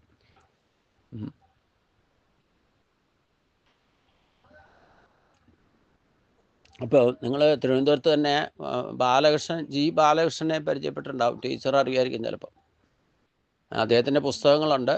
അദ്ദേഹം എപ്പോഴും ഈ ആത്മബോധത്തിലാണ് നിന്നിരുന്നത്. അവസാനം കുറച്ച് ദിവസം ആശുപത്രിയിലൊക്കെ പോയി കിടന്നു. ഞാൻ കണ്ടിട്ടില്ല, പക്ഷെ അദ്ദേഹത്തിൻ്റെ പ്രഭാഷണങ്ങൾ കേട്ടിട്ടുണ്ട്, അദ്ദേഹത്തിൻ്റെ പുസ്തകം വായിച്ചിട്ടുണ്ട്. അതിൽ നിന്ന് അദ്ദേഹം ആരായിരുന്നു എന്തായിരുന്നു എന്നൊക്കെ എനിക്ക് മനസ്സിലാക്കാൻ സാധിച്ചിട്ടുണ്ടെന്നർത്ഥം. കാണുമൊന്നും വേണ്ട, അല്ലാതെ തന്നെ നമുക്ക് ആത്മബോധമുള്ളവരെ തിരിച്ചറിയാൻ സാധിക്കുന്നർത്ഥം. അപ്പോൾ അദ്ദേഹം കുറച്ച് ദിവസം വയസ്സുകാലത്ത് 90 വയസ്സൊക്കെ ആയപ്പോൾ കുറച്ച് വയ്യാതെ ആശുപത്രിയിലൊക്കെ പോയി കിടന്നു. അപ്പോൾ അദ്ദേഹത്തിനെ കാണാൻ പോയ നെച്ചൂർ വെങ്കിട്ടരാമൻ സാറൊക്കെ ഉണ്ട്. അദ്ദേഹത്തിൻ്റെ നെച്ചൂരൊക്കെ അദ്ദേഹത്തിൻ്റെ ഏറ്റവും വലിയ സുഹൃത്തായിരുന്നു. എപ്പോൾ തിരുവനന്തപുരത്ത് വന്നാലും വീട്ടിൽ പോകാറുണ്ട്. നിങ്ങൾ തന്നെ പറയാറുണ്ടല്ലോ, അവിടെ ഒരു ആശ്രമത്തിൽ എന്നെ കൊണ്ടുപോവുകയൊക്കെ ചെയ്തു. അവിടെ അദ്ദേഹത്തിൻ്റെ ക്ലാസ് നടക്കാറുണ്ട്, എല്ലാ വർഷവും സത്സംഗം നടക്കാറുണ്ട്. നെച്ചൂര് വരാറുണ്ടെന്നർത്ഥം. അപ്പോൾ ഇദ്ദേഹം ആശുപത്രിയിൽ പോയി കാണാൻ പോയി. എല്ലാവരെയും ഒന്നും അനുവദിക്കില്ല, പക്ഷേ നെച്ചൂരി എന്നപ്പോൾ കാണാൻ അനുവദിച്ചു. അവിടെ ചെന്ന് കഴിഞ്ഞപ്പം ഈ അസുഖത്തിൻ്റെ കൺസിക്വൻസീസ് ഒന്നും അദ്ദേഹത്തിന് പ്രശ്നമില്ല. ഈ ആശുപത്രി ആയാലും വേണ്ടില്ല, ഇവിടെയൊക്കെ ബ്രഹ്മമയാണെന്നാണ് അദ്ദേഹത്തോട് പറഞ്ഞത്. അത് ആ ബ്രഹ്മത്തെപ്പറ്റി അറിയുന്ന ആ നെച്ചൂരിനെ പോലെയുള്ളവരായതുകൊണ്ട് അത് ഉൾക്കൊള്ളാൻ അദ്ദേഹത്തിന് സാധിച്ചു. പറയുന്നത് അവിടെ ആശുപത്രിയിലാണ് കിടക്കുന്നതെന്നുണ്ടെങ്കിൽ പോലും അവിടെ മുഴുവൻ ബ്രഹ്മമയാണ്. എനിക്ക് ആ ആത്മബോധത്തിൽ തന്നെ ഞാനിവിടേക്ക്, എനിക്കിതൊന്നും, ഈ ശരീരം എന്തായാലും പോണല്ലോ, അത് ജീർണതയിൽ എത്തിക്കഴിഞ്ഞാൽ എന്തെങ്കിലും കാരണം കൊണ്ട് നമ്മൾ ഇന്നത്തെ കാലം ആയതുകൊണ്ട് ആശുപത്രി കൊണ്ടുപോയിടുകയൊക്കെ ചെയ്യണത്. ആശുപത്രിക്കാരും ചിലപ്പോൾ ചിലരെ ഇനി ഒന്നും ചെയ്യാനില്ല, നിങ്ങൾ വീട്ടിൽ കൊണ്ടുപോയി നോക്കിക്കോളാനൊക്കെ പറയും അല്ലേ. ഇതല്ല, അദ്ദേഹം ആശുപത്രിവാസത്തിൽ തന്നെയാണ് കിടന്ന് മരിച്ചത്. പക്ഷേ അദ്ദേഹം ബ്രഹ്മബോധത്തിൽ ആത്മബോധത്തിൽ തന്നെയാണ് ഇരുന്നിരുന്നതെന്ന് നെച്ചൂർ ഇടയ്ക്കിടയ്ക്ക് പറയാറുണ്ട്. അദ്ദേഹത്തിന് അത്ര ഉറച്ചിരുന്നു. അതാണ് ശരിക്കും. അപ്പം കർമ്മം ചെയ്യാൻ പറ്റുന്ന അത്രയും കാലം അദ്ദേഹം കർമ്മം ചെയ്തുകൊണ്ടായിരുന്നു. എന്താ പറയേണ്ടതും എന്താ പറയാൻ പാടില്ലാത്തതും നല്ല ബോധം ഉണ്ടായിരുന്നു. എന്താ ചെയ്യേണ്ടത് ചെയ്യാൻ പാടില്ലാത്തത് എന്താന്നൊക്കെ കൃത്യബോധം. അദ്ദേഹത്താണ് ഈ നിങ്ങൾക്ക് പ്രത്യക്ഷ ഉദാഹരണമാണ്. ബുദ്ധിമാന്മാരാണ് അങ്ങനെയുള്ള കർമ്മത്തിൽ അകർമ്മത്തെ കാണുകയും അകർമ്മത്തിൽ കർമ്മത്തെയും കാണുന്ന മനുഷ്യൻ ബുദ്ധിമാന്മാരിൽ ബുദ്ധിമാനായിരിക്കും എന്ന് ഭഗവാൻ ഇവിടെ പറഞ്ഞത് ബാലകൃഷ്ണൻ ജിയൊക്കെ നമുക്ക് ഓർത്തിരിക്കാവുന്ന ആളാണ്. അങ്ങനെയുള്ളവർ അനേകം ഉണ്ടായിരുന്നു. മരിക്കണ സമയത്തും ആ ബോധതലത്തിലാണ് മഹാത്മാഗാന്ധി. ഒരാൾ വെടിവെച്ചിട്ട് പോലും അവിടെ ഹേ രാം എന്ന് ഉച്ചരിച്ചുകൊണ്ട് മരിക്കണമെങ്കിൽ അവിടെ ആത്മജ്ഞാനമില്ലാതെ ആത്മബോധമില്ലാത്ത ഒരാൾക്ക് അത് വിളിക്കാൻ സാധിക്കില്ല. നമ്മൾ സാധാരണക്കാർ പോയാൽ കർമ്മത്തിൽ അകർമ്മത്തെ കാണൂല്ല എന്ന് മാത്രമല്ല, അജ്ഞത കൊണ്ട് നമ്മളെ വെടിവെച്ച ആളുടെ കഴുത്തിന് പിടിക്കാൻ പോകും. നമ്മുടെ സ്വഭാവം അതായിരിക്കും.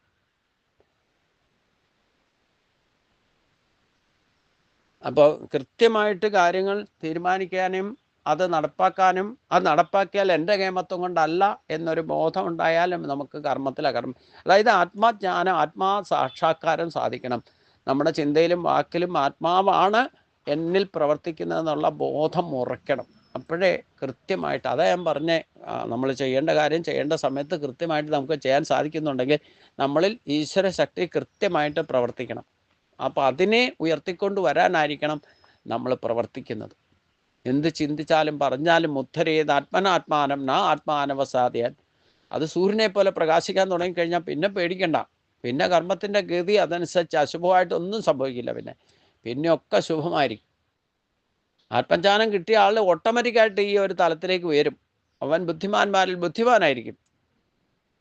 മനുഷ്യരിൽ അങ്ങനെയുള്ളവരുണ്ടെന്നും അങ്ങനെ ഉണ്ടാകും എന്നും പറഞ്ഞിട്ടുണ്ട് ഭഗവാൻ.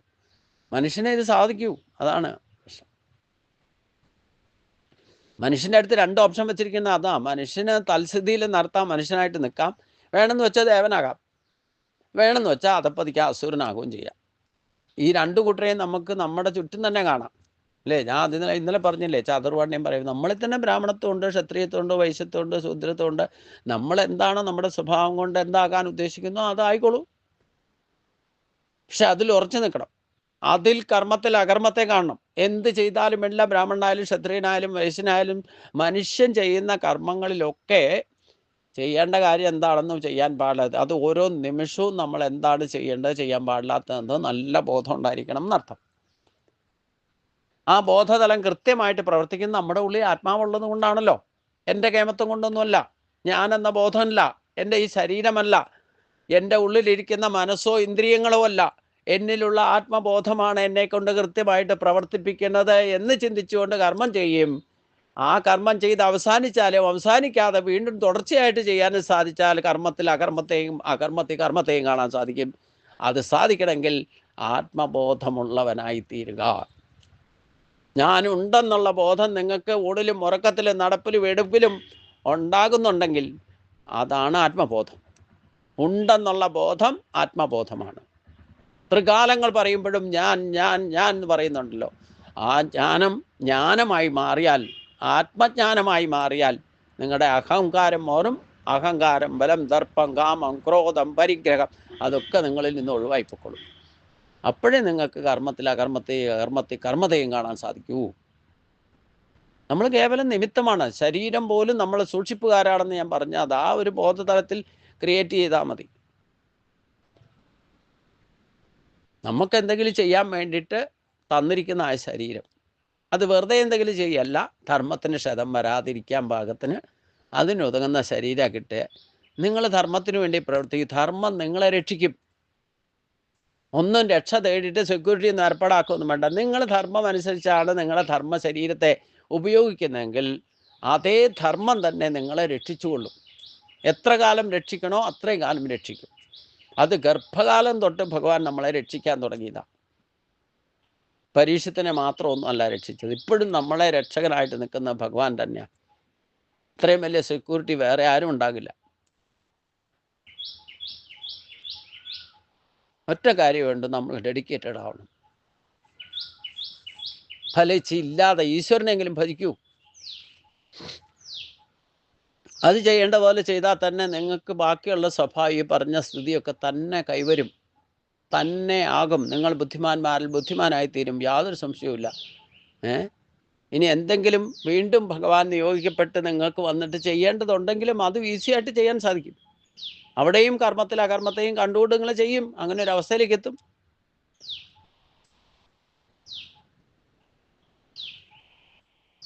എനിക്ക് തന്നെ 42 വയസ്സ് വരെ ഈ ബോധമൊന്നും ഇല്ലായിരുന്നെങ്കിലും ഞാനിപ്പോൾ ചിന്തിക്കുമ്പോൾ ചെറുപ്പം മുതലേ കുറച്ച് കാലം മറ്റുള്ളവരൊന്നും എനിക്ക് അറിവില്ലാത്തവനാ, ഒന്നും അറിയാൻ മേലാത്തവനാന്നൊക്കെ പറഞ്ഞെങ്കിലും ഞാൻ കുറേശ്ശെ തന്നെ ഇഷ്ടത്തില്ലേ തൻ്റെ സ്വഭാവം അനുസരിച്ചുകൊണ്ട് പ്രവർത്തിക്കാൻ തുടങ്ങിയപ്പോഴൊക്കെ ഓട്ടോമാറ്റിക്കായിട്ട് ഞാൻ ചെയ്യുന്നെന്നോ എന്തെങ്കിലും ഫലം കിട്ടുന്നോ കിട്ടണമെന്നോ എന്നും വിചാരിച്ചിട്ട് ഒരു കാര്യം ഒരിടത്തും പോയിട്ട് ചെയ്തിട്ടില്ല.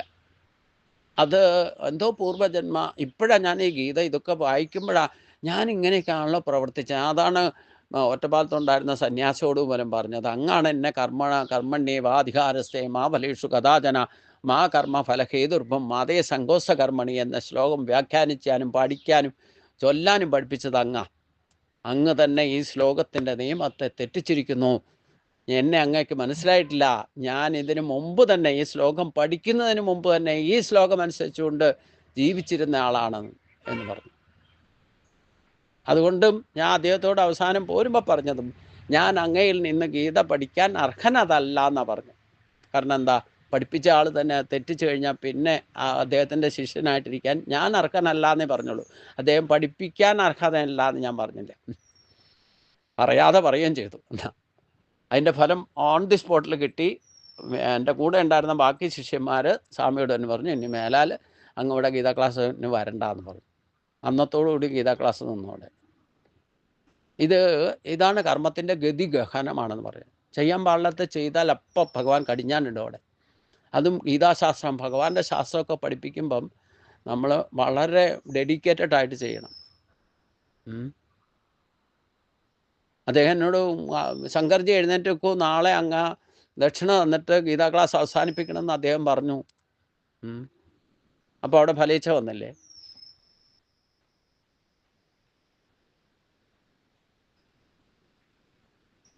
അപ്പോൾ തെറ്റിച്ചല്ലോ അദ്ദേഹം. ഈ ശ്ലോകം പഠിപ്പിച്ചത് അധികാരിയുമായിട്ട് പഠിപ്പിച്ചു, പഠിക്കുകയും ചെയ്തു. പക്ഷേ അതുകൊണ്ട് അതേ വാക്ക് ഞാൻ തിരിച്ചുപയോഗിച്ചു. അദ്ദേഹത്തിന് പിന്നെ ഒന്നും പറയാനില്ലായിരുന്നു, ഒന്നും പറഞ്ഞില്ല. എന്നിട്ടും പിന്നീട് നേരത്തെ കൺസിക്വൻസിക്ക് ഉണ്ടായിരുന്നെങ്കിലും പിന്നീട് എന്നെ പ്രഭാഷണത്തിൽ വരെ അദ്ദേഹം അന്വേഷിച്ച് നടക്കുന്നു എന്നൊക്കെ അറിഞ്ഞു ഞാൻ പിന്നീട്. എന്തായാലും ഇവിടെയാണ് നമുക്കൊരു പൂർവ്വജന്മ വാസനാബലം ഉണ്ടെങ്കിലേ നമ്മൾ പോലും അറിയാതെ ഈ കർമ്മത്തെ കാണും. അന്ന് അത്രയൊന്നും അറിവില്ലായിരുന്നെങ്കിലും ഇന്ന് ഇത് പഠിക്കുമ്പോഴാണ് ഇങ്ങനെയൊക്കെ ആണല്ലോ, ഞാൻ ചില കാര്യങ്ങളൊക്കെ ചെയ്തിട്ടുണ്ടല്ലോ എന്ന് എനിക്ക് ക്ലിക്കായത് പോലും അപ്പോഴാണെന്നർത്ഥം. അത് ഭഗവാന്റെ ഭക്തി മാർഗത്തിൽ പൂർവ്വജന്മത്തിലുണ്ടായിരുന്ന വാസനാബലമാണ്. അങ്ങനെ നമ്മളെ ചിന്തിപ്പിക്കാനും പറയാനും ഇല്ലേ, അതേപ്പറ്റി ഒന്നും കൺസിക്വൻസസ് ഒന്നും ചിന്തിച്ചിട്ടില്ല, അറിയാതെ അങ്ങനെ പ്രവർത്തിച്ചു പോയി എന്നർത്ഥം. അതേപ്പറ്റി ഒന്ന് പുനർവിചിന്തന നടത്തുന്ന പോലും ഈ ഗീത പഠിച്ചു കഴിഞ്ഞപ്പോഴാണ് അതേപ്പറ്റി ഞാൻ ഇങ്ങനെയൊക്കെ ആണല്ലോ പ്രവർത്തിച്ചത്. ഗീത കുറച്ച് പഠിച്ചു കഴിഞ്ഞപ്പോൾ തന്നെ ഒറ്റ ശ്ലോകം കൊണ്ട് തന്നെ ഞാൻ ഗുരുവിനോട് പറഞ്ഞില്ലേ, കർമ്മണമൊക്കെ വിബോധം ഇത് അങ്ങാണ് പഠിപ്പിച്ചത്, എന്നിട്ട് അങ്ങ് തന്നെ ഇത് തെറ്റിച്ചില്ലേ. എന്തായാലും അങ്ങയിൽ നിന്ന് ഞാൻ ഗീത പഠിക്കാൻ അർഹനല്ല എന്ന്. ഇനിയൊക്കെ തന്നെ പഠിച്ചിട്ടുള്ളൂ. അമേരിക്കയിൽ റെക്കോർഡ് ചെയ്ത CD ഇപ്പോഴും എൻ്റെ കയ്യിലുണ്ട്. അത് വെച്ചിട്ടാണ് ഞാൻ പിന്നീടുള്ള ഗീതയൊക്കെ തന്നെ കേട്ടിച്ച് കുറേ പ്രാവശ്യം തെറ്റിച്ച് ചൊല്ലി. ഗുരുവായൂരപ്പൻ്റെ അടുത്ത് പോയിട്ട് പോലും തെറ്റിച്ച് ചൊല്ലിയിട്ടുണ്ട്. കേട്ടവർ തെറ്റുന്നുണ്ടെന്ന് പറഞ്ഞിട്ടുണ്ട്. എന്നിട്ടും അതിലൊന്നും അകർമ്മത്തെ കണ്ടു എന്ന് വെച്ചിട്ട് അത് പഠിക്കാതിരുന്നോ? ഇല്ല.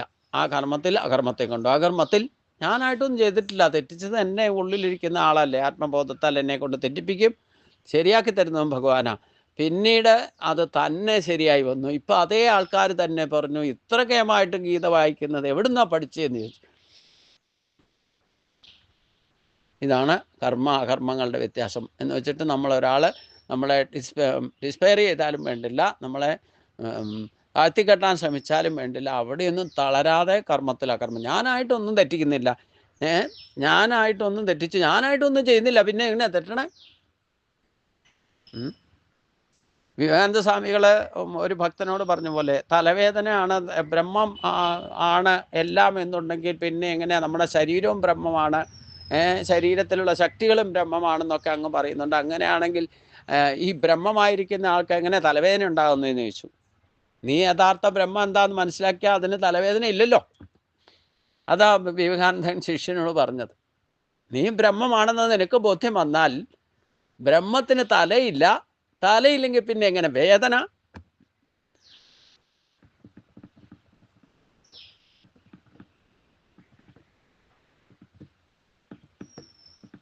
അതേപോലെ രമണ മഹർഷിയുടെ അടുത്ത് ഒരു സംശയം ചോദിക്കണമെന്ന് പറഞ്ഞുകൊണ്ട് ചെന്നു.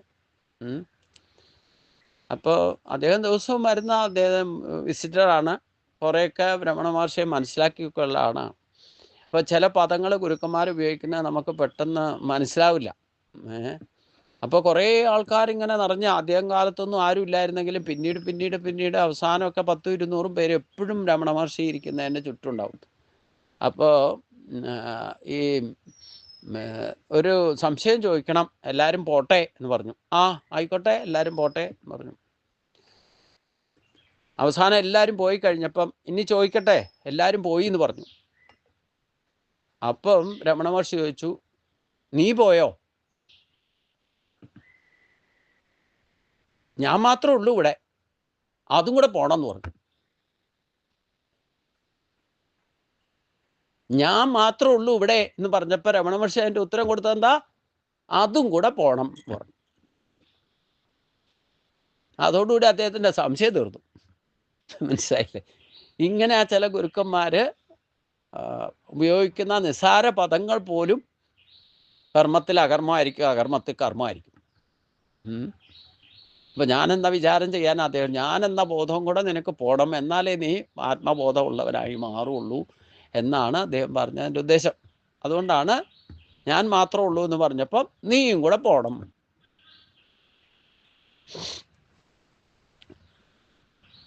അപ്പം അതുകൊണ്ട് കേവലമായ നിഷ്ക്രിയത്വം അകർമ്മമാകുകയില്ല. കർമ്മം തന്നെയാണ് താനും. കർത്തൃത്വ ഭാവനയും ഫലകാംക്ഷയും ഇല്ലാതെ ചെയ്യുന്ന കർമ്മത്തെ അകർമ്മമായി കാണാനും കർത്തൃത്വ ഭാവനയോടെയുള്ള അകർമ്മത്തെ, നിഷ്ക്രിയത്വത്തെ കർമ്മമായി കാണാനും ആർക്ക് കഴിയുന്നുവോ? അപ്പം നമ്മൾ അനങ്ങാതിരിക്കുകയാണെങ്കിൽ നമ്മുടെ ശരീരം മനസ്സൊക്കെ പ്രവർത്തിക്കുന്നുണ്ടല്ലോ. അപ്പോൾ നിഷ്ക്രിയത്വത്തിലും കർമ്മത്തെ കാണണം. ഇനി കർമ്മം ചെയ്താലും ഇതൊക്കെ വർക്ക് ചെയ്യുന്നുണ്ടാവും. അപ്പോഴും അപ്പം ആ കർമ്മത്തിലും അകർമ്മത്തെ കാണണം, അകർമ്മത്തിലും കർമ്മത്തെ കാണണം. നമ്മൾ കേവലം നിഷ്ക്രിയത്വത്തെയാണ് അകർമ്മമായിട്ട് ചിന്തിക്കുന്നത്. നിഷ്ക്രിയത്വത്തിലും കർമ്മത്തെ കാണണം. അപ്പോഴാണ് അകർമ്മഭാവം നമുക്ക് ഉറയ്ക്കുള്ളൂ എന്നർത്ഥം. മനസ്സിലായില്ലേ? നമ്മളിപ്പം ശരീരം കൊണ്ടൊന്നും ചെയ്യാതിരിക്കുകയാണെങ്കിൽ നമ്മുടെ ശരീരത്തിലും മനസ്സും ഇന്ദ്രിയങ്ങളും എന്തെല്ലാം പ്രവർത്തനങ്ങളാണ് ശരീരത്തിൽ നടക്കുന്നത്. എന്നാൽ നമ്മളൊന്നും അറിയാതെ അതൊക്കെ നടക്കുന്നുണ്ട്. നമ്മളൊന്നും ചെയ്യാതെ തന്നെ അതൊക്കെ നടന്നോളൂ ഓട്ടോമാറ്റിക്. അപ്പോൾ കർമ്മത്തിൽ അകർമ്മത്തെയും കർമ്മത്തിൽ അകർമ്മം, ഇതാണ് നമുക്ക് എപ്പോഴും സാക്ഷാത്കരിക്കാൻ നല്ലത്. എത്താൻ നമ്മുടെ ശരീരത്തിലൂടെ തന്നെ കർമ്മത്തെ അകർമ്മത്തെയും കാണണം. അതായത് കർമ്മത്തിൽ അകർമ്മത്തെയും അകർമ്മത്തിൽ കർമ്മത്തെയും കാണും. എന്തെങ്കിലും ചെയ്യുമ്പോഴും കർമ്മേന്ദ്രിയങ്ങൾ പ്രവർത്തിക്കുന്നുണ്ട്. അതും ഞാനെന്ന ഭാവം ഇല്ലാതെ പ്രവർത്തിപ്പിക്കുമ്പോഴാണ് ആത്മബോധ തലത്തിൽ എത്തുമ്പോഴേ അങ്ങനെ ഞാനെന്ന ഭാവം ഇല്ലാതെ പ്രവർത്തിക്കാൻ സാധിക്കും. ഇനി ഞാൻ വെറുതെ ഇരിക്കുന്നു എന്നുള്ള അവസ്ഥയിൽ ഇരുന്നാലും അപ്പോഴും നമ്മുടെ ശരീരത്തെ ഈശ്വരൻ്റെ ശക്തി അനുനിമിഷം ചലിച്ചുകൊണ്ടായിരിക്കണേ. അപ്പം അകർമ്മത്തിലും കർമ്മമുണ്ട്, കർമ്മത്തിലും കർമ്മമുണ്ട്. ഒന്ന് യുക്തിവിചാരം ചെയ്ത് മനസ്സിലാക്കിയാലേ ഇത് മനസ്സിലാക്കാൻ സാധിക്കും. അപ്പോൾ ആരാണോ ഈ നിഷ്ക്രിയത്വത്തെ കർമ്മമായി കാണാനും അകർമ്മത്തിൽ കർമ്മത്തെയും തിരിച്ചറിയാൻ സാധിക്കുന്നത് അവൻ ബുദ്ധിമാനും ആയിരിക്കും, യോഗിയുമായിരിക്കും. കർമ്മങ്ങളൊക്കെ വേണ്ട വന്നാൽ യാതൊരു വീഴ്ചയും വരുത്താത്ത ചെയ്യുന്നവനുമായിരിക്കും. അതാണ് ശ്രേഷ്ഠ. അപ്പോൾ പ്രഖേളികളെ പോലെ തോന്നാവുന്ന ഒരു ശ്ലോകം എന്ന് ഒറ്റ തോന്നൽ വ്യാഖ്യാനിക്കപ്പെട്ടിട്ടുണ്ട്. നമുക്ക് എത്ര പറഞ്ഞാലും ഇതൊന്നും വാക്കാത്തിരിപ്പുണ്ടാകാമെന്നു. ഈ കർമ്മവും അകർമ്മവും തിരിച്ചറിയാന്ന് പറയുന്നത് കുറച്ച് വിഷമമുള്ള കാര്യമാണ്. അത് അനുഭവിച്ച് തന്നെ അറിഞ്ഞാലേ മനസ്സിലാവും. നമ്മൾ അനങ്ങാതിരിക്കുമ്പോഴും അനങ്ങാതിരിക്കാൻ സാധ്യമല്ല എന്ന് മനസ്സിലാക്കിയാൽ മതി. അപ്പോഴും കർമ്മം നടക്കുന്നുണ്ടല്ലോ. അപ്പോഴും കർമ്മം നടന്നുകൊണ്ടേയിരിക്കണേ. കിടന്നുറങ്ങുമ്പോഴും കർമ്മം നടക്കുന്നുണ്ട്. നമ്മൾ നിഷ്ക്രിയത്വത്തെയാണ് കർമ്മം അകർമ്മ വിവേചനം ചെയ്യുക. നിഷ്ക്രിയത്വം അല്ല ആ കർമ്മം എന്ന് പറയുന്നത്. എന്തായാലും ഇന്ന് 2 ശ്ലോകം എത്തിയുള്ളൂ. 12 മണി കഴിഞ്ഞിരിക്കുന്നു. എല്ലാവരും ഒന്ന് നിവർന്നിരിക്കുക.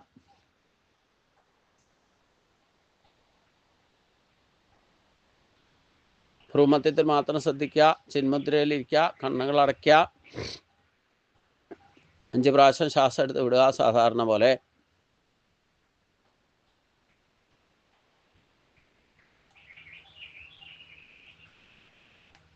കൈകൾ തൊഴുതു പിടിക്കുക.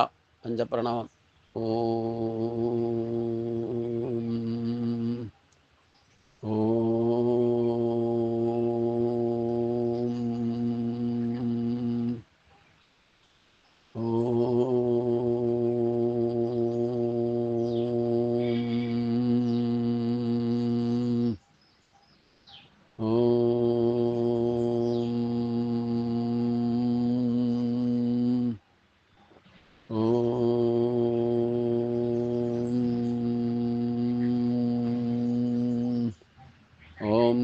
ब्रह्मा गुरु विष्णु गुरुर्देवो महेश्वर गुरु साक्षात् परब्रह्म तस्मै श्री गुरुवे नमः. ओम नमो नारायणाय. ओम नमो नारायणाय. ओम नमो नारायणाय. ओम शांति शांति शांति.